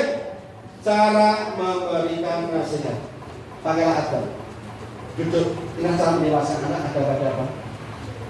Kemudian bahasa mata seperti itu. Maka ini ilmu komunikasi sudah mulai diterapkan di sini. Di Indonesia ini kan ada fakultas ilmu komunikasi, tapi tidak ada fakultas ilmu ngobrol, kan nggak ada. Seperti itu. Jadi beda ya ngobrol sama komunikasi. Jadi misalnya temanya tentang duit ini. Nah, kamu kok bentar-bentar nyuruh duit sama bunda, kamu nggak kasihan toh sama bunda. Biarkan dia berargumen dulu. Nah, terus teman-teman kok pada jajan begini sampai dia selesai ngomong baru akhirnya hilang kabeh. Sudah nak, sudah bunda. Nah, ini loh lihat duitnya bunda itu tinggal ini. Dan bapak sakit, bunda kan nggak kerja. Kalau kamu mau ambil aja nggak apa-apa. Mungkin kita nggak bisa beli beras. Demi Allah bagi Rasulullah 360 derajat nanti dirasa. Maaf ya bunda, aku nggak tahu kalau bunda nggak punya duit. Jangan berusaha total. Maka daripada harus pakai emosi atau apa, duduklah sejenak untuk ngobrol tentang atas. Yang kedua, ajaklah keluar dari zona nyaman kata Imam Nubayyib itu rumah. Baik itu suami maupun istri, sama seperti saya. Ya, jangan dipikir kalau psikolog itu sempurna, tidak. Ini ilmu juga untuk diri saya, untuk saya belajar. Istri saya itu kalau kedapatan tanda-tanda marah itu apa-apa tak gandeng. Orang bilang, wah Pak Eri romantis padahal boten. Soalnya betul pulang kempet nyari mau petin dulu di apa-apa orang itu nggak banyak duit. Makanya kalau kempet kalau tenanan kan. Tapi alhamdulillah niat pulau sombong nih, niat pulau lucu. Lucu pulau ini minta duit es dulu. Kok sakit Pak? Aku dapat duit yang pulau ini minta. Minta duit ini. Nah, akhirnya hormon endorfin kita bekerja, Bu. Hormon ini ada 3 tadi data singgung, adrenalin, kortisol, sama endorfin. Endorfin itu hormon bahagia. Hormon bahagia itu bisa memanjangkan usia kita dan bikin kita sehat. Distimulan pakai apa? Yang pertama stimulan pakai sujud. Ternyata orang yang banyak sujudnya itu hormon endorfinnya jauh lebih baik daripada orang yang pernah mau sujud. Lama-lama dalam sujud kepada Allah SWT. Riset membuktikan orang yang lama dalam sujudnya ketenangan batinnya jauh lebih baik. Yang kedua, hormon endorfin, hormon bahagia itu bisa distimulan pakai apa? Senyum atau tertawa. Ini. Menurut saya ya, saya sudah 18 tahun jadi psikolog anak. Saya belum pernah menemukan kasus ada orang gila terkena penyakit stroke. Pernah lihat nggak ada orang gila terkena penyakit stroke? Kalau ada sudah jatuh terima tangga ya. Menurut saya data kabupaten kemarin saya buka ya, ada nggak ODGJ yang terkena COVID? Ternyata nggak ada ini. Padahal orang punya masker orang-orang. Ya, mangan tanpa bismillah atau minum terus diblok dan sebagainya. Karena apa? Otaknya dipenuhi hormon endorfin. Ini. Jadi sebenarnya konsep bahagia itu ya. Dengan itu mau bahagia atau tidak, sedih atau senang, perasaannya apapun tergantung mindsetnya. Intinya ada di situ. Maka tak kasih kalimat afirmasi supaya sepanjang bahagia ya. Selesai sholat sujud, katakan pada diri dan diri ya Allah. Ya Allah, apapun yang terjadi sepanjang hari ini, jadikan hamba menjadi orang-orang bahagia di sini. Jadi masalah yang datangnya itu tidak penting sama saya karena bentengnya Allah. Maka yang luar biasa akan respon terhadap masalahnya. Jadi masalah silahkan datang, tapi saya punya benteng Allah untuk merespon dengan cara bijaksana. Insya Allah itu kedewasaan manusia kan diukur dari situ. Ya, kalau yang meresponi marah itu berarti referensi ilmu di otaknya masih ditambahkan. Datang ke majelis ilmu, datang ke majelis untuk referensi kita, ngecas kita, seperti ini. Nah, insya Allah ini jadi dinamakan seperti ini. Baik, sampai di sini dulu. Ini sudah sampai sebelum. Silakan saya membuka terkait tanya jawab, manfaatkan beberapa penanya untuk moderator. Tanyalah. Monggo Bu, ini biar santai mawon, jangan terlalu serius karena kita sudah menjadi keluarga besar. Jadi sekolah ini salah satunya di kecamatan kita yang punya psikolog anak kebetulan saya lagi untuk sekolah.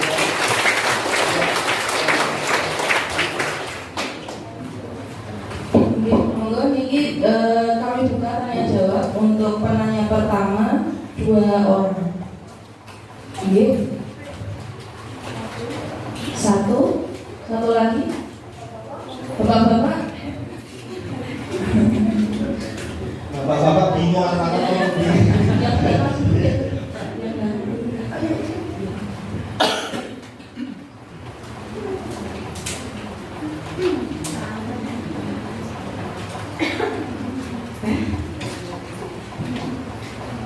Bismillahirrahmanirrahim. Assalamualaikum warahmatullahi wabarakatuh. Waalaikumsalam. Sebelumnya saya perkenalkan diri dulu. Saya Ibu Ana, staf pengajar di SDIT. Saya ibu dari 4 orang anak yang sudah usia remaja menginjak dewasa dan orang tua dari ratusan anak usia sekolah dasar. Mungkin saya termasuk orang tua yang tidak memiliki prinsip bahwa anak itu harus nomor 1. Jadi yang namanya nomor 1 itu hanya 1 anak ya Pak ya. Jadi saya juga tidak terlalu menekan anak-anak saya untuk memiliki prestasi yang terbaik di sekolahnya. Bagi saya yang paling penting itu adalah anak memahami siapa dirinya, memiliki life skill dan mental yang kuat untuk menghadapi tantangan zaman. Salah satu pengalaman saya sendiri dengan 4 anak yang memiliki karakter berbeda-beda. Bagi saya setiap anak itu limited edition. Karena setiap anak itu lahir dengan masanya sendiri, kondisi orang tua yang berbeda pada masanya. Pengalaman saya, ini mungkin juga bisa sharing untuk Bapak Ibu yang memiliki anak mungkin tidak begitu berprestasi. Anak saya kedua itu laki-laki. Dia lahir di Semarang, kemudian umur 2 tahun dia pindah ke Karanganyar dengan kondisi yang sedemikian repotnya. Terus waktu itu saya juga hamil anak 3. Nah, otomatis mungkin perhatian saya anak kurang sekali. Sehingga ketika dia kelas 2 atau kelas 1 itu dia tidak naik kelas karena belum bisa baca tulis. Waktu itu sekolah kan sangat ketat sekali. Kalau kurang langsung tidak naik kelas. Beda dengan anak sekarang ya Pak, mungkin sampai kelas 5 belum bisa baca masih bisa dinaikkan gitu ya. Kalau dulu sangat ketat. Secara psikolog bagi saya itu juga tekanan. Juga saya memiliki rasa malu juga memiliki anak yang tinggal kelas karena saya bapak ibunya juga bukan orang yang bodoh gitu ya. Nah, tapi karena prinsip saya tadi, saya tetap memberikan motivasi kepada dia. Ketika SMP, alhamdulillah anak saya sudah memiliki keberanian. Dia mulai aktif di OSIS. Ya ini pertama saya mau sharing dulu ya Pak ya. Di OSIS SMP-nya, kemudian dengan pokoknya dia sangat aktif di SMP-nya dan puncaknya itu ketika dia di SMA, dia naik kelas 2 dia bilang sama saya, Umi, aku tak ikut seleksi ketua OSIS. Waktu itu saya pikir dia main-main atau ya gembeng gitu lah ya, dengan apa yang dia punyai, kayaknya nggak mungkin lah jadi ketua OSIS. Tapi ternyata perkiraan saya tidak terbukti. Dia terpilih dengan jumlah suara yang sangat banyak, dan itu betul-betul menunjukkan saya sebagai orang tua. Dan itu adalah rekor pertama kali di kampusnya dia. Kampusnya ada 2 ya Pak, kampus utara dan selatan. Di kampus selatan itu pertama kali dan sejarah sekolah tersebut memiliki ketua OSIS. Nah, bagi saya itu sebuah prestasi yang luar biasa. Dari situ saya bisa mengambil kesimpulan bahwa seorang anak yang mungkin ketika usia dasarnya itu mungkin secara prestasi ya, secara prestasi nilai itu tidak terlalu baik, ternyata dia bisa memiliki prestasi di bidang yang lain. Dan mungkin itu bisa juga menjadi pengalaman bagi bapak ibu yang lain bahwa kalau putra putri kita belum memiliki nilai yang bagus, kita bisa memotivasi putra putri kita untuk kedepannya yang penting memiliki mental sikap yang baik untuk menghadapi tantangan di masanya. Itu pertama. Yang kedua, lebih dari 10 tahun saya menjadi guru di SDIT, saya banyak mengamati tentang siswa-siswa di SDIT, terutama mereka yang memiliki orang tua berpisah. Ya, Pak. Di situ juga pola asuh. Saya melihat ada beberapa anak yang mungkin ketika orang tuanya berpisah, mungkin dia memang berbeda dengan teman-teman yang lain. Ya, ketika saya melihat kok anak ini mungkin pendiam, kok mungkin anak ini memiliki katakanlah agak over dalam bersikap, itu ternyata ketika ditanya secara personal, dia cerita bahwa orang tuanya berpisah. Mungkin ibu sudah menikah lagi, bapak juga sudah menikah lagi. Bahkan pernah saya di kelas itu meminta siswa waktu itu kelas 4 untuk bercerita dalam sebuah kertas. Dia bercerita, saya sedih Bu Guru karena bapak ibu saya sudah pisah. Itu seorang perempuan. Kemudian bapak saya sudah menikah dan punya anak. Dia memilih tinggal dengan istrinya yang baru. saya juga menikah lagi dan ibu saya bersayang kepada adik saya. Saya tinggal dengan nenek saya, tapi saya tidak punya teman untuk belajar berburu. Saya mau pelajaran matematika mau tanya, sehingga saya nggak tahu. Saya mau tanya pelajaran ini, sehingga saya nggak tahu. Saya mau berteman dengan teman-teman, kebetulan anaknya pendiam. Teman-teman saya nggak mau main sama saya. Ya mungkin karena semuanya yang pendiam, hanya duduk di kelas, sehingga mungkin teman-temannya tidak mau. Dan masih banyak kondisi di luar sana yang kemudian saya bisa mengambil kesimpulan bahwa anak-anak yang terpisah, orang tuanya berpisah itu tidak seharusnya kehilangan orang tua, begitu. Bahwa berpisahnya orang tua itu atau maksudnya keluarga baru itu bukan sebagai alasan untuk menelantarkan anak, tapi melengkapi justru bagaimana anak itu bisa senang memiliki orang tua baru. Ya. Nah, yang ingin saya tanyakan lebih detailnya, bagaimana mungkin dari kami sebagai guru jika suatu saat menemui hal tersebut, atau juga mungkin ketika kita melihat di tempat lain atau bisa beri masukan pada orang tua yang memiliki problem pendidikan yang akan menarik pada anaknya tersebut. Demikian Pak, terima kasih. Assalamualaikum warahmatullahi wabarakatuh. Mau langsung ditanggapi apa? Ya, boleh. Nah, tidak nunggu. Antisipasi juga pertanyaannya sama. Ya. Baik, yang pertama terkait dengan prosesnya anak-anak. Bapak Ibu semuanya, anak kita ini dianggap sepasang otak. Dia otak kiri dan otak kanan. Saya mau kasih ciri-ciri jika anak cenderung di otak kiri itu seperti apa, dan jika anak cenderung di otak kanan itu seperti apa, dan bagaimana dengan masa depannya. Yang pertama, anak itu kalau cenderung di otak kiri, Bapak Ibu ya, kelihatan oleh mata kita. Yang kelihatan saja, tapi ada yang tidak kelihatan, tapi tak kasih tahu yang kelihatan. Yang pertama itu biasanya kita sebut dengan istilah diskomunikasi. Nomor ini, diskomunikasi itu salah satunya kehilangan huruf dalam, baik R susah, L, M kalau orang Jawa bilang itu cerak atau ceda. Speak delay salah satunya, pelayanan bicara salah satunya.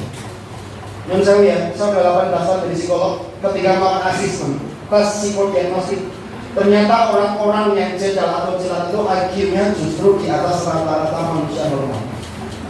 Saya ambil contoh tokoh Indonesia yang cedal, IQ-nya 140, kategorinya superior, genius. Siapa beliau? Habibie. Thomas Alva Edison juga cedal, Albert Einstein juga cedal, Freddie Mercury juga cedal. Ternyata orang-orang cedal itu kemampuan motoriknya terlalu cepat, maka yang kalah sensoriknya biasanya. Cuma pas saja, lain pokoknya cedal atau dia mungkin cedal kawan sekolah, mungkin cedal saya ini. Ya, itu otak kiri ya. Yang kedua, ciri khas anak otak kiri selain diskomunikasi apa? Disfungsi, tidak berfungsi sebagaimana mestinya. Lihat Bapak Ibu, anak dengan beberapa maaf ya keterbelakangan mental. Enggak usah keterbelakangan mental aja. Saya ambil contoh misalnya orang itu kalau makan kan pakai tangan kanan. Tadi dia makan pakai tangan begini. Tidak. Orang yang tidak atau kayak desa agama tidak sopan adatnya nggak ada. Tapi sebenarnya anak ini secara naluri cenderung di otak ini. Ini tentu dia semenjak lain. Dan orang-orang tidak itu kalau sudah dewasa, sudah mapan, nanti aspek motornya kan berkembang dengan cepat. Sambil contoh tokoh-tokoh Piala Dunia, pecatur dunia nomor 1 sekarang ini tidak. Ya, kemudian rektor di tempat kami itu tidak. Kemudian menterinya Jokowi ada 2 orang yang tidak dan sebagainya. Nah ternyata orang-orang tidak itu kecenderungannya ada di otak ini. Yang ketiga apa? Hiperaktif. Nah ini mau ketemu ya. Kata orang, anak itu kalau nggak bisa diam, lompat kemana-mana itu hiperaktif. Itu salah besar. Itu namanya aktif, bukan hiperaktif. Lah kalau hiperaktif yang benar seperti apa? Cirinya gampang. Saat nggak sepertinya dengan ini amati. Ada nggak gerakan ritmis, gerakan motorik halus, baik dari anggota gerak atas berupa tangan atau anggota gerak bawah berupa kaki saat dia melihat atau mendengar. Contoh, dia mendengarkan gurunya, tapi ternyata dia memainkan ballpoint atau menyalip jempol. Itu namanya hiperaktif, karena kita tidak sadar melakukannya. Tapi kalau dia sengaja melompat, sengaja lari, sengaja bergerak, itu namanya aktif, bukan hiperaktif. Maka jangan mudah menyampulkan hiperaktif kalau tidak ada tanda-tanda yang sama. Lah kalau otak kanan namanya apa Pak? Kalau otak kanan namanya slow learner, kebalikannya. Slow itu lambat, learn itu belajar. Maaf ya, jadinya kemak-kemak, lelat, termasuk di dalamnya pernah mengalami proses namanya DDR. daya dorongnya rendah. Tapi jangan sepelekan juga. Anak-anak otak ini punya kelebihan apa? Jiwanya cepat, tanggung jawabnya gede. Dan anak-anak otak kanan itu ketika punya prestasi dalam belajar, maka kita menyebut dari istilah anak ini pintar. Tapi kalau anak otak kiri punya prestasi dalam belajar, kita menyebut dengan istilah anak ini cerdas. Jadi pintar sama cerdas itu tidak sama. Kalau pintar di otak kanan, kalau cerdas di otak kiri. Yang saya saat ini banyak orang tua itu mengarahkan ke anak ke pintar, bukan dicerdas. Buktinya mana? Orang tua bangga dengan rapot, orang tua bangga dengan nilai, tapi orang tua tidak tahu prosesnya mendapat nilainya seperti apa. Nah ini berbahaya. Berbahaya di mana? Kita pakai kurikulum Merdeka Belajar. Kemarin saat di MKKS saya sampaikan pula. Nanti anak-anak kita dari kelas 9 ke kelas 10, ketika menterinya nggak ganti loh, yang ada ganti lagi. Anak-anak itu dari kelas 9 ke kelas 10 SMA, itu dasarnya nanti bukan rapot. Dasarnya bukan nilai, tapi apa? Asesmen. Jadi kalau anak-anak sebelum di otak kanan Pak, maka dia mendapat jurusan literatur, IPS, sastra, bahasa dan sebagainya. Sepintar apapun dia dulu. Tapi meskipun anak kita ini nilainya jarang bagus, tapi dia detail menghargai prosesnya. Maaf ya, anak kita nanti dapat jurusan IPA, fisika, matematika, kimia, biologi. Kalau anak IPA pindah ke IPS bisa, tapi kalau anak IPS pindah ke IPA tidak bisa. Padahal kita tahu dokter dari IPA, arsitek dari IPA, dan sebagainya. Maka usahakan segala satu proses ya, jangan hasil akhirnya. Ya, kalau prosesnya benar, insya Allah hasilnya pasti mengikuti. Nah saat ini saya yang prihatinkan banyak orang tua masih berorientasi pada hasil, sementara prosesnya dikesampingkan. Nah insya Allah tadi yang ditanyakan tentang terkait dengan intelijensi anak yang seperti itu, ini menurut saya adalah sebuah proses. Dan sebuah proses, sebuah bekal ketika anak nanti berorganisasi, ada orang mengatakan 100 orang dari 99 itu adalah, di mana 99 itu adalah orang yang sukses karena organisasi seperti itu. Insya Allah. Jadi beberapa kemampuan intelijensi pada anak ini akan menentukan itu. Kemudian yang kedua terkait dengan apa tadi? Apa Bunda? Oh iya. Jadi orang yang berpisah, orang tua yang berpisah dan sebagainya, tapi sudah singgung sebenarnya. Selama orang tua itu mampu menjadikan dia sebagai bapak, sosok ibu, insya Allah tidak masalah. Karena saya tahu begitu orang tua itu gunjang berpisah, maka ibunya akan ikut berpisah. Karena orang perempuan itu lebih pakai perasaan soalnya. Inilah tantangannya seorang ibu. Jadi saya banyak mendapati kenapa ya ketika broken home itu rata-rata kecenderungannya 60% itu fatal untuk anak. Anak sakar PJW, kemudian anak berani sama orang tua dan sebagainya. Sepanjang ibu itu bisa menghadirkan sosok bapak untuk anaknya meskipun tidak ada bapak, sepanjang dia bisa menjadi sahabat untuk anak baik, insya Allah ibu ini mendapatkan kategori A, yaitu disegani, bukan ditakuti. Jadi ketika disegani, insya Allah malaikat roket dan akhir ikut mengawal dimanapun anak berada tentang attitude-nya. Tapi ketika ternyata hanya seorang ibu masih urusannya itu terkait dengan emosinya yang meledak-ledak dan sebagainya, maka yang terjadi apa? Anak akan berani sama orang tua, hukum alamnya seperti itu. Ini. Jadi insya Allah kita sama-sama mendoakan bila prosesnya dunia, cintanya Allah pada diri kita disertai dengan hal yang seperti itu. Ya. Silakan dua penanya lagi, masih ada waktu seperempat jam. Manfaatkan Bapak Ibu mau ketemu di sini. Dengan kalau rumah sakit sini harus bayar 250.000. Ayo. Assalamualaikum. Silakan pergi. Oh ya. Ya udah. Oke. Sudah besar. Sudah besar. Ya. Saya mau tanya Pak, saya kan punya anak cewek besar, sudah dewasa. Dia kan kalau tidur kan bawa HP ke kamar.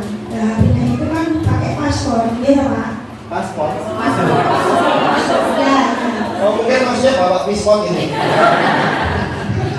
Yang penting Inggrisnya kurang bagus, bisa. Ya. Ya Bu ya. Aku bilang demikian terus paham. Oke mau lanjut. Mungkin saya mau tanya, gimana caranya mendidik yang bagian itu Pak? Yang mendidik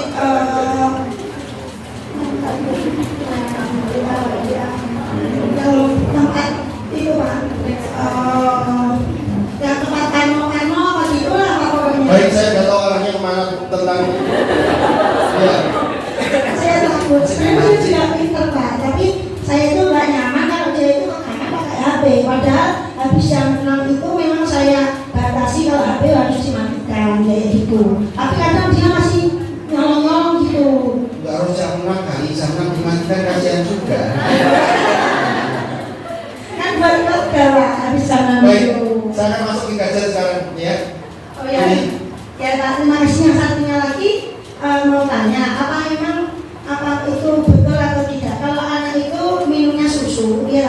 nalurinya itu bisa sama seperti punya enggak gitu. Minum susu sapi masih saya. Kalau minum susu sapi gimana? Nalurinya seperti susu sapi. Nalurinya seperti sapi gitu ya.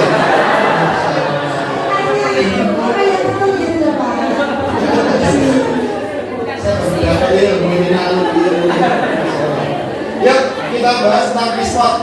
Yes. Oke, bukan. Mari kita masuk gadget dulu, termasuk ruang lingkup gadget dan bagaimana Anda menggunakan gadget. Oke, saya mau tanya dulu. Handphone, salah satu cabang daripada gadget. Saya mau tanya, apakah handphone ini diciptakan untuk mainan anak? Ini alat apa? Saya garis bawahnya alat komunikasi ya. Nah, kenapa saya bisa WhatsApp dengan, saya bisa telepon dengan, kenapa saya bisa kirim data, kirim gambar? Karena handphone kita ini punya 4 gelombang elektromagnetik apa saja? Alfa, beta, theta, dan gamma. Ya. Kalau frekuensi di kelas 4 SD sudah ada ini pelajaran ini frekuensi alfa, beta, theta. Ini adalah resonansinya, panjang gelombangnya itu hanya 50 sampai 75 Hz. Tapi ternyata handphone kita ini punya panjang gelombang yang cukup tinggi yang bisa mempengaruhi perilaku seseorang. Namanya apa? Gamma. Gamma itu di atas 150 MHz, cukup tinggi sekali. Ini tidak baik untuk perkembangan. Mari kita lihat bukti adanya gamma itu seperti apa. Nanti sampai di rumah silakan bikin percobaan sederhana ini ya. Namanya kapilaritas. Jadi menetesnya benda jari maupun benda mengantar. Cari botol kosong, gelas atau apapun kosong ini benar-benar kosong. Tuangkan bensin setengah lebih. Ini 3/4. Ya, cari tisu, kertas, kapas atau kain bahan yang sudah terpapar. Masukkan ke dalam gelas, terus dikeleberangi tisunya. Jadi misalnya ini tisu, dikeleberangi seperti ini, masukkan ke dalam botol sampai bensinnya netes. Itu terjadi gejala kapilaritas. Sabun biasa kalau sudah seperti ini, dikilani, jaraknya 1 kilan. Ayo taruh handphone kita. Tidak ada ketentuan harus rumah atau menurut Saminawan. Ini ketika tidak ada telepon, ketika tidak ada WhatsApp, tidak ada apa, ya tidak terjadi apa-apa. Sama ketika kita di pom bensin, ini handphone dipakai karena nozzle itu buat ngisi itu ya ada masalah. Tidak masalah, tapi begitu ada energi yang dilepaskan, ini akan jadi masalah. Ini, nah masalahnya gimana? Contoh ya, ini kalau telepon itu tidak begitu bermasalah. Yang bermasalah itu lihat game online-nya anak-anak yang kapasitasnya gede-gede itu. Nah, ketika dinyalakan game online di situ, baru 2 menit ini ada loncatan bunga api. Karena apa terjadi pelepasan energi atau induksi namanya, medan magnet terjadi antara 2 benda ini. Kemudian terjadi gesekan loncatan bunga api. Kemudian api akan keluar sampai masuk ke dalam gas, jadi api besar serangan handphone. Nah, ini yang mempengaruhi tubuh kembang anak. Ya. Salah satu dampaknya ketika anak kecanduan game ini apa? Anak akan mengalami bipolar. B itu 2, poral itu kepribadian, jadi 2 pribadi ganda. Saya ambil contoh kasus pembunuhan yang ada di Ngabian kemarin. Kelas berapa mas pelakunya? Kelas 2 SMA membunuh anak 5 tahun. Jadi anak ini ketitipan sama anaknya Budi, anaknya tantenya. Jadi Budinya, tantenya itu meninggal, bapaknya dari anak kelas 5 tahun juga meninggal, jadi yatim-yatim. Dititipkan sama adiknya. Termasuk anak ini juga kasih sayang Allah luar biasa. Dia berkebutuhan khusus juga. Nah, anak ini lagi sekolah di TK, itu dijemput sama anak SMA kelas 2 ini karena dia kehilangan uang. Dipikirnya yang ini ada keponakannya. Dijemputlah di sekolah, masuk sama kepala sekolah, itu ada tamu. Ini adik mau saya bawa dulu. Loh, ini saya pelajaran, nanti tak kembalikan lagi ke sini. Nah, ternyata itu pamitan terakhir untuk sekolah dan saya ingin tangan gurunya. Kemudian sampai di rumah ditanya, kamu pasti nyuri uang? Enggak pak, aku nggak nyuri, aku nggak tahu uangnya kakak di mana. Pasti kamu nyuri. Ya karena kamu lihat uang di sini kakak, aku nggak nyuri. Dan tahu karena anak itu kakak aku dia dibopong kemudian dilemparkan dari lantai 2 dan meninggal dengan kepala yang pecah. Dan ternyata selidik anak pembunuh ini mengalami bipolar. Dan rata-rata sekarang ini mengalami bipolar semenjak dini. Karena apa? Banyak orang tua membiasakan anak-anak bermain game tanpa batas, terutama anak di bawah 6 tahun. Jangan sekali-kali memberikan game kepada anak di bawah 6 tahun menggunakan media handphone. Coba mas putarkan MNC TV mas. Dengarkan baik-baik ya Bu, ini keluhan kami para psikolog Anda. Soalnya kamu udah kewalahan. Ini udah kebajikan masyarakat. Pasien anak-anak Saya sendiri itu pasti 1 bulan menangani dari 1 sampai 14 hari. Jalan maupun inap di RSJ. Hasil pemeriksaan tim medis, masalah kejiwaan yang dialami anak-anak disebabkan penggunaan gadget atau gawai berlebihan. Sejak tahun 2016, Ini apa namanya panjang saya tak potong awal supaya efektif aku nih. Jadi Bu, pesan saya jangan sekali-kali memberikan handphone untuk mainan anak terutama di bawah 6 tahun. Berbahaya sekali. Coba berarti anak saya tidak boleh main game, boleh siapa bilang nggak boleh. Cuman jangan pakai handphone Bu. Ada yang aman untuk anak di bawah 6 tahun. Namanya apa? Tak kasih contoh satu mawar yang familiar. Apa namanya? Tablet. Pensel tablet ya. Tablet itu memang diperuntukkan untuk mainan anak. Buktinya mana? Di dosnya tablet selalu ada tulisan ISO 9011. Maka itu artinya apa? Aman dipakai untuk anak di bawah 6 tahun. Ini karena tablet itu diproduksi untuk mainan. Kalau nggak percaya beli baru atau second, isinya mainan semuanya. Nggak usah download dan sebagainya. Nah kalau handphone itu sebenarnya ada game online-nya. Kenapa ada game online-nya? Karena diunduh, karena ada Play Store-nya di situ. Kenapa ada TikTok? Karena diunduh, ada Play Store-nya di situ dan sebagainya. Jadi kesalahannya itu fungsi utamanya mulai bergeser. Harusnya alat komunikasi, tapi di mainan. Alat komunikasi di hiburan. Maka ada kita nggak ada, Bapak Ibu. Yang saya ini salah fungsinya di situ. Maka lihatlah sekarang orang itu kalau amati di warung makan aja deh. Orang di warung makan duduk des pasti handphone pasti dipegang itu. Iya kan? Iya, padahal urusannya belum tentu penting, mungkin kayak nonton statusnya orang, mungkin lihat TikTok dan sebagainya. Karena apa? Efeknya sudah mulai bergeser. Nyun saya ya bukan saya lucu ya. Nih, anak-anak Singapura itu podo-podonya ke handphone. Podonya ke handphone anak Indonesia sama. Tapi heran saya kenapa anak Singapura lebih pakai adat daripada anak Indonesia. Karena apa? Mereka itu ketika dolanan game itu ada alat virtualnya. Jadi mereka itu berdiri mainnya seperti ini, udah canggih sekali. Maka sehat secara olahraga. Kalau orang main bola ya main bola beneran dia berkeringat seperti itu. Nah kalau yang dipegang ini membuat malas. Karena apa? Efek gamma itu membuat narkolema, apa itu narkotika lewat mata, efeknya candu. Nah bosan kita kok jangan mau sehari punya kebiasaannya kalau TikTok. Nah hubungan teh akhirnya nyala dia orang bakal tuh. Ini bahaya juga, Bapak Ibu. Jangan itu ngalami anak di bawah 6 tahun nyala jantung dekat kepalanya, radiasinya terjadi terus-menerus. Jadinya apa? Sindrom metabolik. Apa itu cirinya? Introvert, tertutup, perilakunya seperti kurang autis meskipun layaknya normal, guyu-guyu cewek dan sebagainya. Itu yang sering saya tangani loh Bu. Ini nyom sewu. Suatu saat kalau diizinkan, nanti saya akan riset penelitian untuk sekolah privat di SDIT yang ucapan juga. Jadi kami sudah punya alat yang cukup tangguh untuk mendeteksi saat ini anak ini sudah kecanduan atau belum, perilakunya seperti apa. Semuanya nanti kita tes gratis Bu, tenang awal. Tapi kalau jadi pengen nyetak hasilnya, ya nyetak hasilnya ya bayar kalau bukan. Ya. Kita pengen ngerti tak akan dari tak kabari. Kita pengen nyetak hasilnya itu udah lengkap atau masuk intelijensinya apa dia termasuk tak kanan tak kiri terus bagaimana cara mengedukasi lengkap. Nah kira-kira yang mulai itu kaburan kok maksudnya? Cara nih. Udah canggih sekarang ini Bu. Jadi tanyakan tesnya itu pakai apa? Cuma pakai metrik itu garis vertikal menurun sama ini. Terus tempelnya seperti scan, tak di scan. Nah orang bikin metrik itu kan diberitahu otaknya bermasalah atau tidak karena lihat dari gelombang ininya. Seperti itu udah canggih sekarang nggak kayak dulu. Maka kalau dulu itu ada tes misalnya apa namanya tes IQ gitu ya. Itu yang tes ini sama psikolog hasilnya beda. Maka sekarang sudah ada ketentuannya pakai namanya uji metrik. Uji metrik itu begitu ditempel, plek, hasilnya kan sama sampai kapanpun seperti itu. Nah, jadi itu nanti juga bisa bekal untuk mencari sekolah, nggak usah asesmen lagi karena sudah ada asesmennya seperti itu. Nah, baik. Jadi menurut saya fungsi bergesernya alat komunikasi pada anak-anak kita seperti ini. Hati-hati ya. Mungkin siapa jangan dia artinya Facebook baju itu seperti itu apa dan sebagainya. Bahwa dia parah ini biang.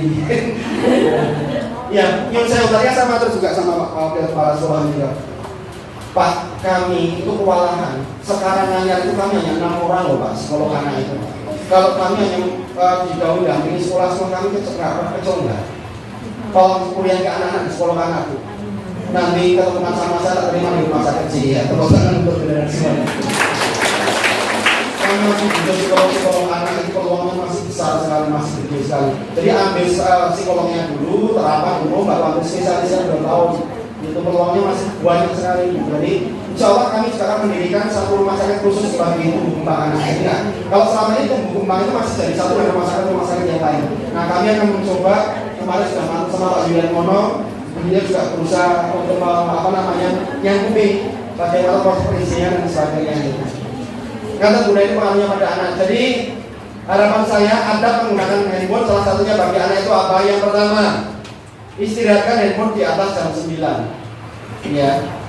Jadi tolong ibu, bapak dan sebagainya komitmen di atas jam 9. Maaf ya, kalau di atas saya di atas jam 9 malam, kenapa nggak saya balas?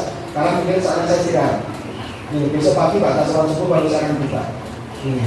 Karena saya nggak mau aktivitas saya itu terganggu karena dari pagi sampai sore saya harus bekerja, di mana malam harus istirahat, ternyata saya terganggu dengan urusan-urusan ini. Mungkin seperti itu. Memang penting sekali lagi penting, tapi lama-lama terbiasa seperti itu. Yang kedua, ajarkan adab ketika orang tua ngendikan di depan anak, suruh meletakkan handphone untuk mendengarkan bapak ibu. Itu adab menggunakan handphone. Nah itu adab eksternal. Kalau adab internalnya apa? Satu, ojo gampang-gampang banget kayak status. Ya, saya banyak lihat sekarang orang ini lagi makan sampai di foto, tulisan di foto dan sebagainya. Yang saya ya, ini ujub riak. Ujub riaknya di mana? Karena orang melihat bahwa jalan itu selalu enak, selalu nyaman. Pernah nggak suatu saat itu makan kawian ditutupi di foto orang? Morong yang ditangani, boleh tangan di foto orang, mesti seindah-indah seperti itu. Ya, hati-hati. Jadi status jangan bikin itu juga mencerminkan siapa jenengan. Kalau saya bisa mencari seperti itu, sama-sama gawe status itu sing api. Kalau milahi, kemudian kata-kata bijak, insya Allah mengubah diri kita sendiri atau orang lain dengan hal itu semua. Kata nih Bunda nih, jadi ada beberapa acara ketentuan yang diberikan pada anak-anak. Memang pahit rasanya untuk anak-anak, tapi efeknya luar biasa.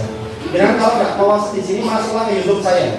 Link YouTube-nya Ustadz Eri itu ada banyak ilmu-ilmu yang saya berikan di YouTube. Cuman jangan lupa like and subscribe. Ya, terakhir satu, lagi monggo.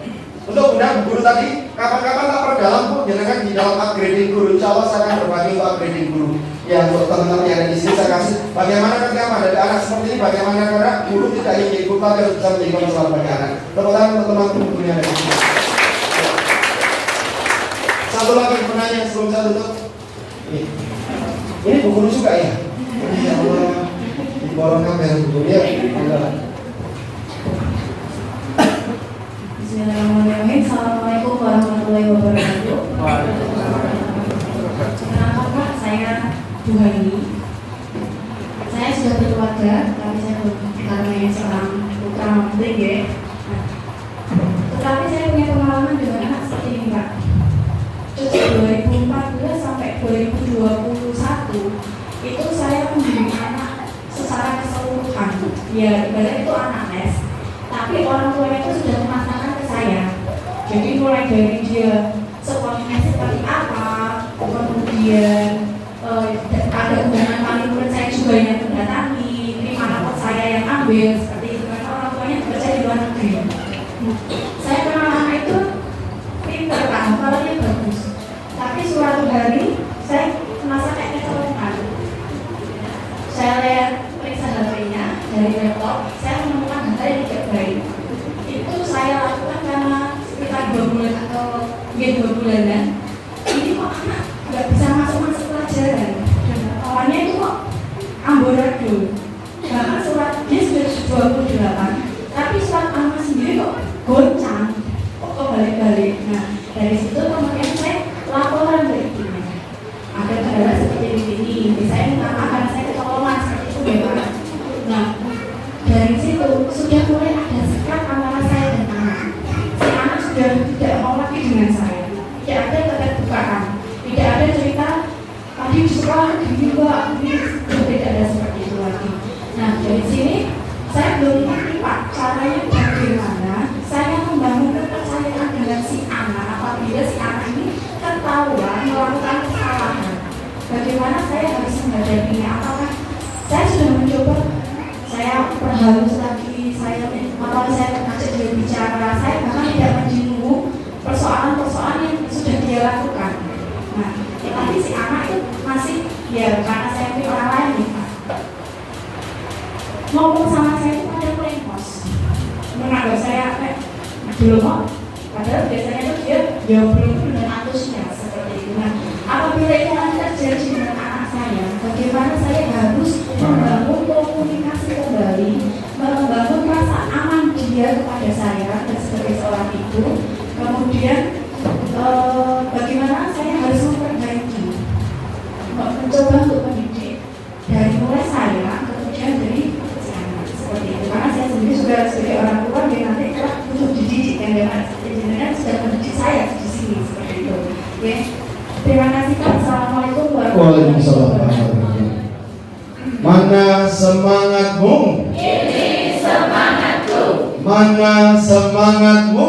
Ini semangatku. Tepuk tangan yang meriah. Saya tahu ini yang detik-detik terakhir pikirannya sudah mulai mati meninggalkan ruangan ini. Makanya ya Bu, kalau di kelas itu usahakan jangan sampai ada jam dinding.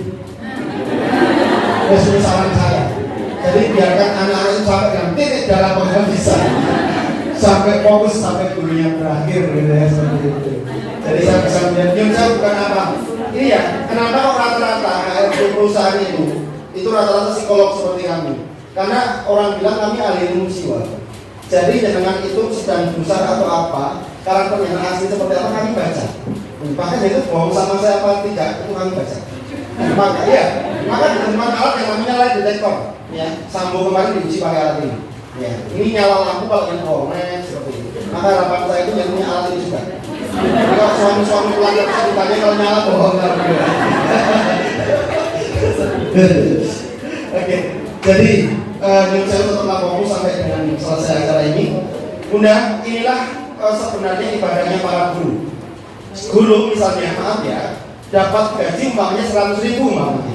Ya dari jam 8 sampai jam 2 siang. Tapi apa yang kita lakukan itu ternyata lebih dari 100.000, itulah nilai pahalanya sebenarnya. Nilai pahalanya dari situ.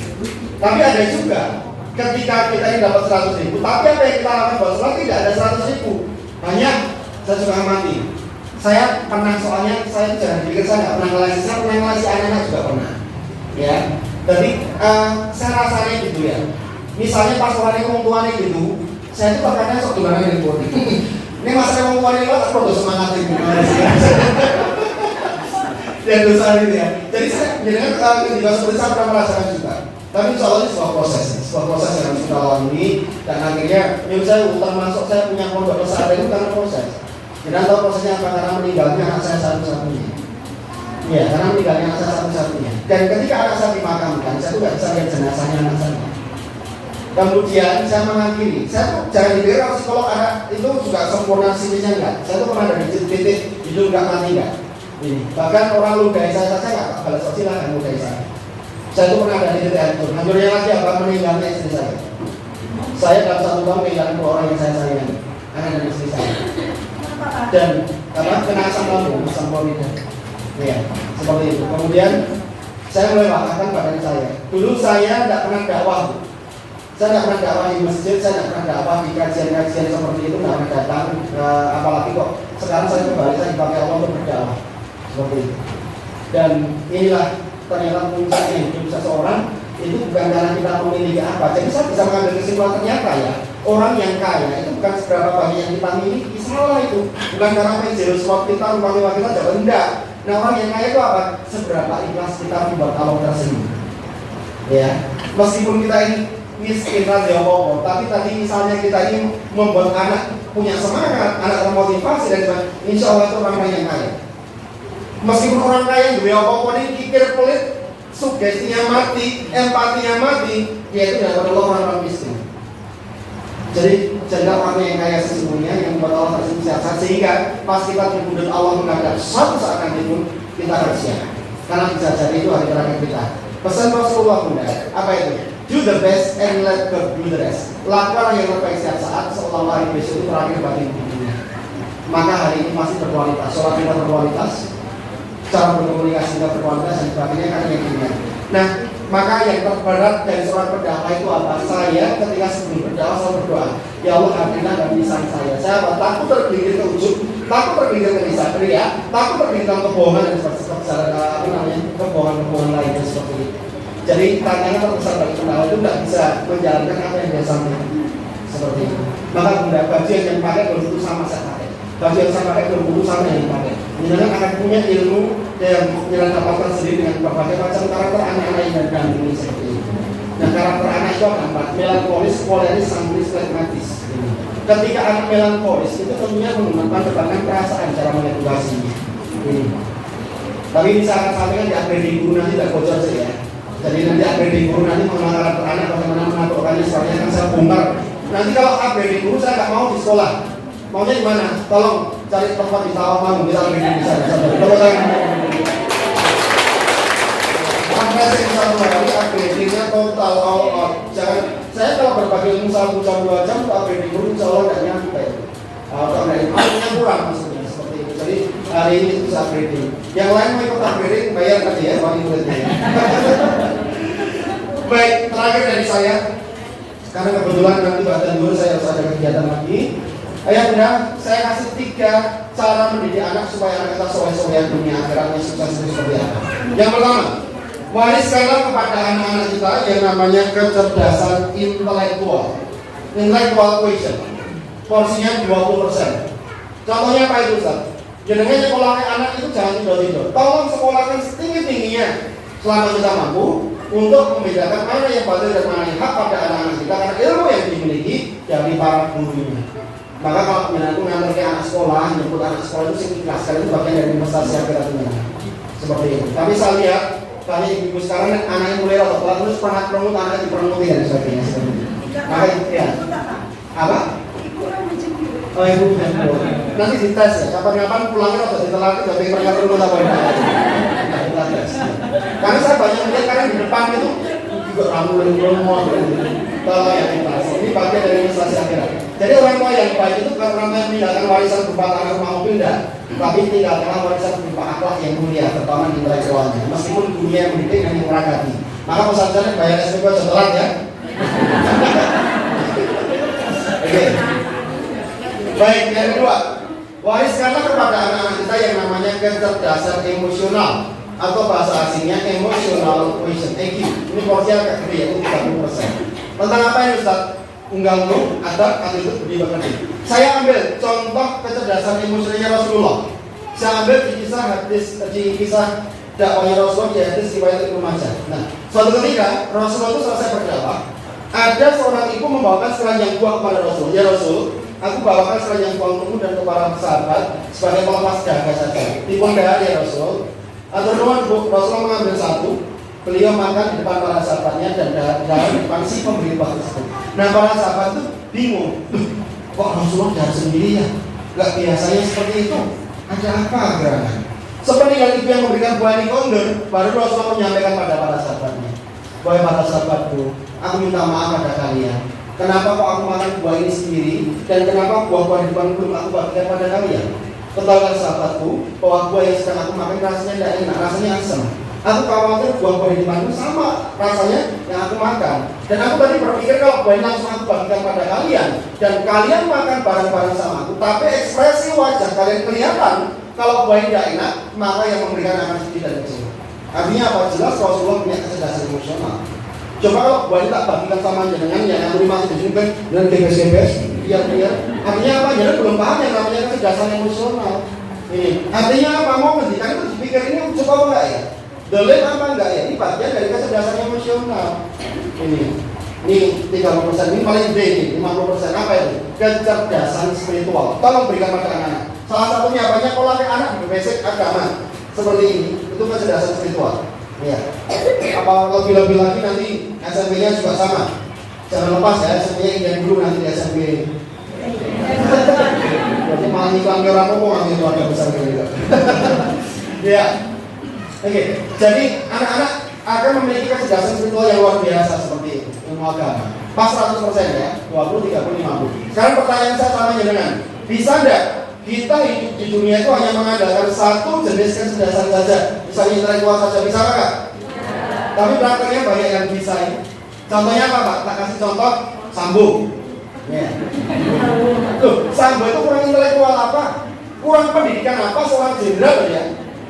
Tapi kan dia tidak punya kecerdasan spiritual, mengapa Allah tidak melihat, maka apa? Membunuh dianggap itu sepele dan sebagainya. Menganiaya orang dianggap sepele, artinya apa? Dia tidak punya aspek spiritual. Dan lihat lagi, orang yang ditangkap di KPK itu, pejabat negara itu kurang pendidikan apa? Kurang intelektual apa? Tapi karena dia tidak punya kecerdasan spiritual, menganggap Allah tidak melihat, maka dia korupsi, maka dia ngapusi. Jadi pemimpin yang baik itu bukan pemimpin yang mengandalkan ijazah, tapi hidupnya harus takut sama Gusti Allah. Gitu. Pertanyaan saya berikutnya yang terakhir, bisa tidak kita hidup di dunia itu yang mengandalkan satu jenis kecerdasan spiritual saja? Kecil, 50% bisa apa enggak? Enggak bisa. Contohnya, jangan Pak, rajin sholat 5 waktu jos, rajin sholat tahajud jos, tapi itu memalas. Suatu saat mau makan, buka tutup saji, wah nasi gua habis sih, tak masak berasik, beras mie kan, cukup saja tak? Biar karena turunkanlah beras satu kita. Mungkin apa enggak? Doa itu perlu, doa itu penting. Tapi doa tanpa usaha itu konyol namanya. Bawa rasanya bergaya kafe kayak petang itu kopi panas, pisang goreng. Jadi kenapa kita harus kerja keras? Itu supaya kita jadi orang yang ahli bersyukur, supaya nikmat kita ini dilipat gandakan karena keringat kita. Seperti itu. Kerja keras itu penting, kerja keras itu perlu Pak. Tapi kerja keras tanpa doa itu namanya apa? Sombong. Dan kalian tahu ciri-ciri orang sombong? Ciri orang sombong tidak perlu pamer gelang yang kerimpian. Kita kayak keluar gelang itu. Orang perlu pamer handphone yang iPhone enggak. Orang perlu pamer mobilnya yang rumahnya mewah, rumahnya bangga. Nah ciri orang sombong itu apa tahu Ustaz? Gampang cirinya. Apa itu? Dia tidak pernah meletakkan keningnya untuk sujud di hadapan Allah, itu sombong. Jadi ajak saya samanya dengan ayo sing tekun ibadah. Perkara salat itu ditompokkan, ditompok urusan Gusti Allah. Enak malah pada Gusti Allah. Nah pesan saya pas sholat itu nyuwun urusan dunia. Saya khawatir dunia ini itu, nih akhirat untuk apa-apa. Karena sholat kita itu investasi akhirat. Karena detik itu dibayarkan sama Gusti Allah. Dalilnya hadis riwayat Bukhari. Suatu ketika ada seorang budak dibawa sama malaikat Jibril. Ya Jibril, aku mau bawa kemana? Iya ke rumahmu. Ya Jibril, rumahku bagus sekali. Iya, tempati. Sebelum nanti yang kiamat tiba, kamu akan menempati rumahnya. Singkat cerita. Kemudian majikannya datang lagi, majikannya mati juga di bawah malaikat Jibril. Dia kita lewati rumah pembantu dulu. Rumah pembantu bagus sekali malaikat Jibril. Bagaimana rumahku? Ayo kembali. Itu rumahmu. Loh, kenapa rumahku jelek seperti ini? Ketahuilah, material-material yang kamu tempati dan gunakan saat ini itu berasal dari sujudmu. Karena kamu tidak pernah melakukan sujud kepada Rabbmu, maka materialmu seperti ini. Jadi sebenarnya sholat kita itu dibayar cash Allah Subhanahu Wa Taala. Maka jangan saya samanya, ayo sing tekun ibadah. Ya, para sahabat dulu itu sampai berpikir gini, ketika dikasih kurma yang istimewa oleh Rasul, jangan-jangan nanti nikmatku di akhirat itu disegerakan karena nikmatnya diambil di dunia, seperti itu. Masya Allah, ini bagi orang yang sudah ada imannya sudah mulai banget di situ. Jadi Bapak Ibu, ayo takut ibadah dan sebagainya supaya kita dibagian dari orang yang terbaik di Allah Subhanahu Wa Taala. Baik, sebelum saya tutup, saya kasih video yaitu yang saya putarkan juga. Di tempat kami ini sering saya putarkan kenapa supaya ibu itu tidak hanya mengasuh anak dalam fisik tapi dalam doa. Ada kejadian yang luar biasa. Ada seorang anak dinyatakan sudah meninggal karena jantungnya bocor. Tapi begitu ibunya masuk ruang ICU dan menggendong jenazah anak ini, lalu dia berdoa kepada Allah.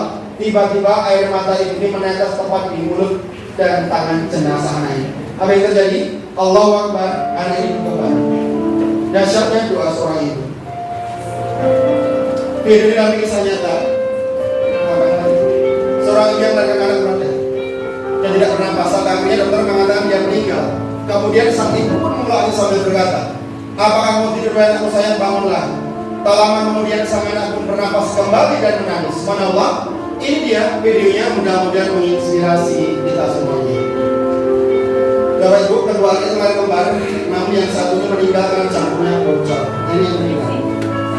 Dan saat bapak ibunya masuk ruang ICU ini, anak sudah dinyatakan meninggal selama 2 jam. Jenazah akan dibawa pulang. Awal mulanya ibu ini tak banyak nangis, tapi lama-lama dia nggak kuat dan beliau mulai nangis. Ini karena kamera CCTV ya, bersakat-sakat berjaga. Saya kayak orang asli pada orang Indonesia. Ini karena gambarnya sih. Nah kemudian dia angkat jenazah ini, dia pandang wajahnya yang berwarna. Dia peluk jenazah ini sebagai pelukan terakhirnya. Dia belai rambut anak yang penuh kasih sayang dan mulai menggerakkannya dan bermunajat. Dan ketika dia berdoa, itu suaminya mengingatkan, istriku, ikhlaskan kepergian anak kita. Tapi orang zaman istrinya, kita lihat dalam tulisan. Apakah kau tidur wahai anakku sayang? Bangunlah nak, ini ibumu. Ya Allah sempurnakan kebahagiaan dan bangunkan anakmu. Lihat ya, saya zoom.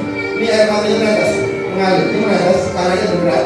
Kemudian air mata ibunya menetes dari hidung ke mulut anak ini. Allah, anak hidup kembali. Selama ini saya masuk akal loh Bapak Ibu. Jantung sudah berhenti 2 jam. Tapi karena kekuatan doa, Allah ridha. Dan sekali hari saya ketemu. Ternyata ketika ibu mendoakan anak, aras Allah bergoncang. 1.500 malaikat mengaminkan doanya seorang ibu.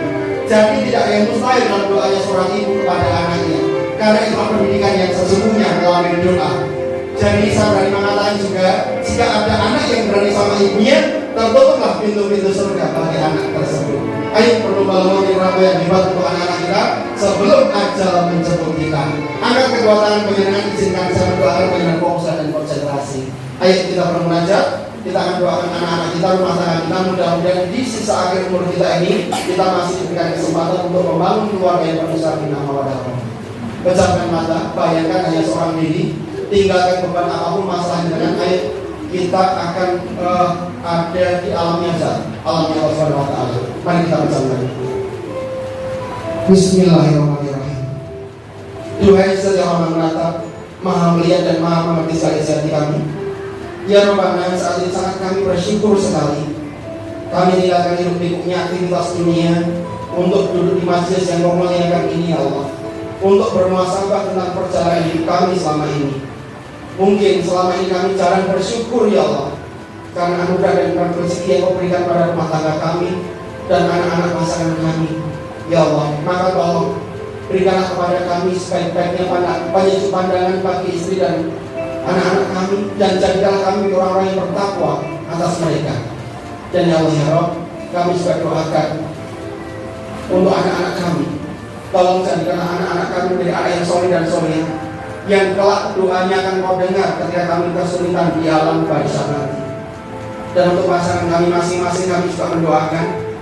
Sebagai istri kami mendoakan suami, kami juga doakan bapak-bapak yang ada di sini.